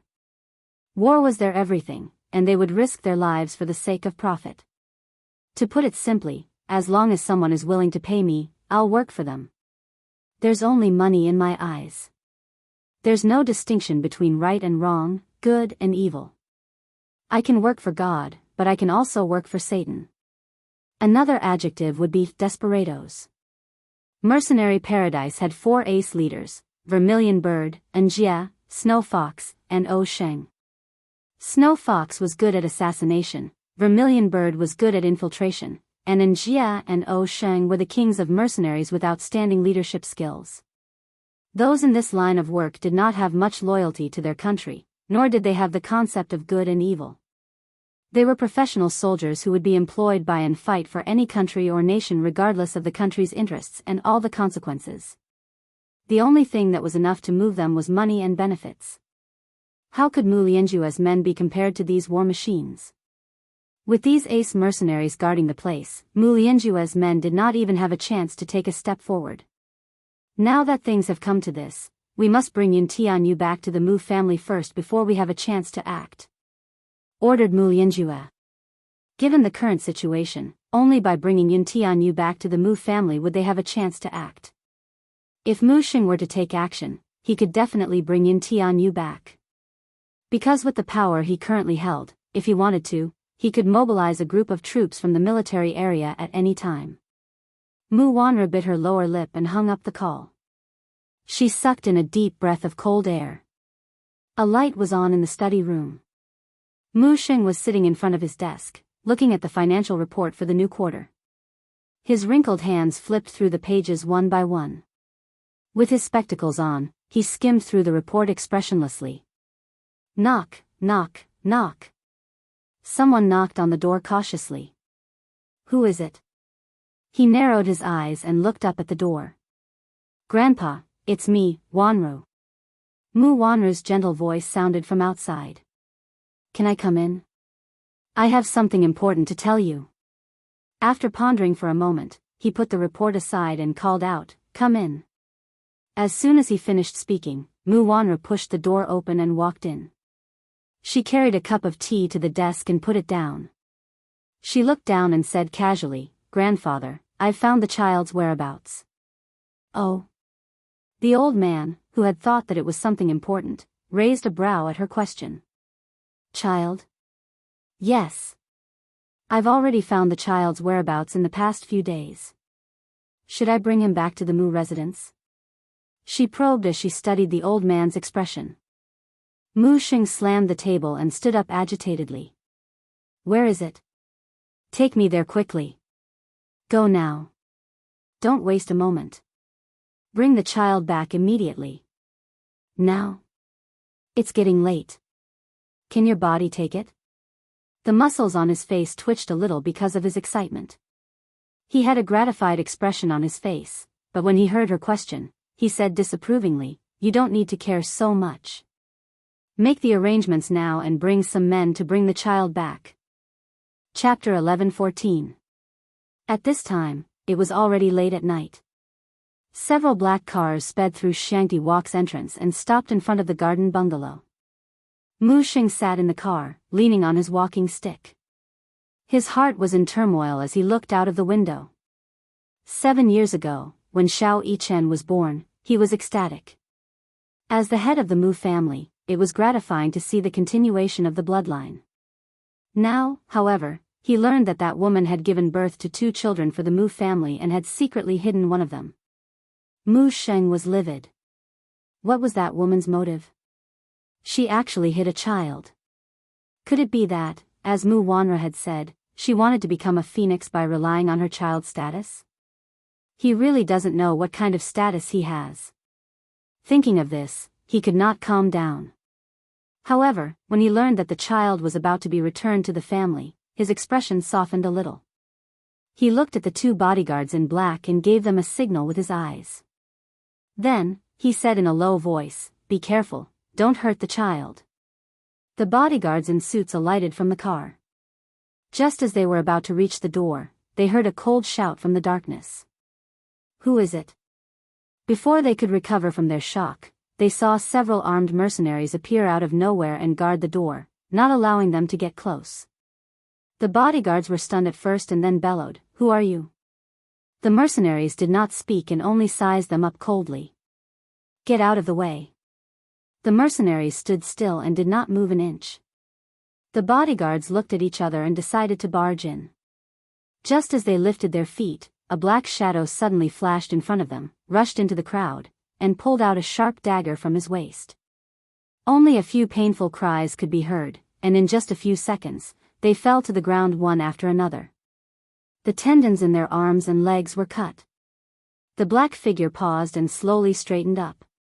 He sheathed the dagger and a cold face was exposed under the moonlight. His eyes were bloodshot and murderous. Even Mu Sheng, who was sitting in the car, could feel a biting chill in his heart. It was biting cold. This person's skills were outstanding, and his moves were fast, accurate, and ruthless. In just 5 seconds, he actually broke the tendons of the bodyguards he sent out. His fighting strength was enough to strike fear into the hearts of others. Who are these people? The old man had never seen such terrifying combat power.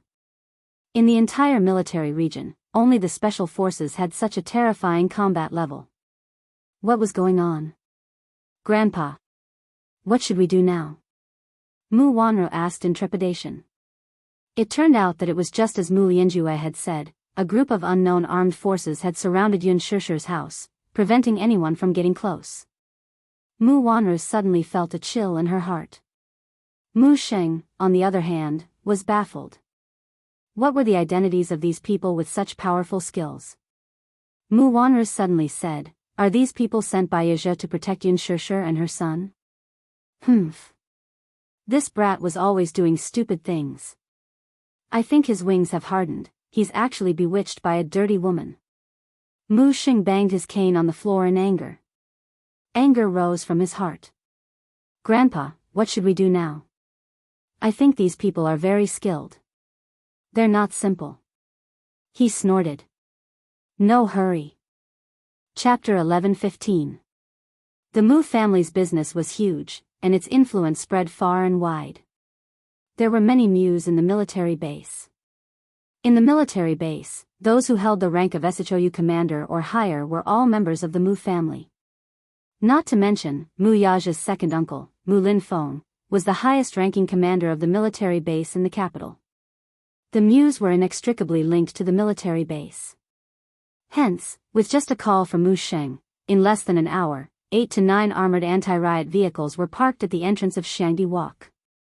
Once there was a special operation in the military base, even the police would have to open the way for these bigwigs. In this country, the hidden hierarchy system was still very clear. Hence, the reason why the Mus had been standing tall for so many years was because they had the absolute right to speak in the field of supreme power.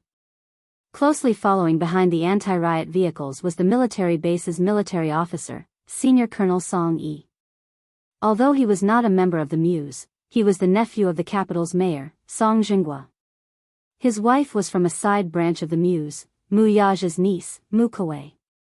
Once he heard Grandpa Mu's instructions, Song Yi gave him face and mobilized all the soldiers from the special forces. Each of them was strong and fit, and they were the country's top war machines. 8 armed explosion-proof vehicles, carrying more than 30 regular army troops, majestically surrounded the entrance of the huge villa garden so that not even a drop of water could trickle through. These 30 soldiers were not to be underestimated. One must know that the special forces were the country's official military base. They were the vanguard of the military base and were responsible for special missions. Hence, each soldier was very strong. If one had to compare the special forces with the mercenaries, it would be difficult to see who was better. These 30-plus soldiers were equivalent to a company of soldiers. Hence, when Song Yi arrived with the 30 soldiers, the situation was completely under their control. Yun Tianyu stood in front of the window and looked at the black mass of special forces outside. His face turned ghastly pale. He didn't know what the purpose of these people was, nor did he know who these special forces soldiers were under whose orders, or who sent them here. However, he knew very well that the odds were against him tonight. Yun Shishir, who was holding Yu,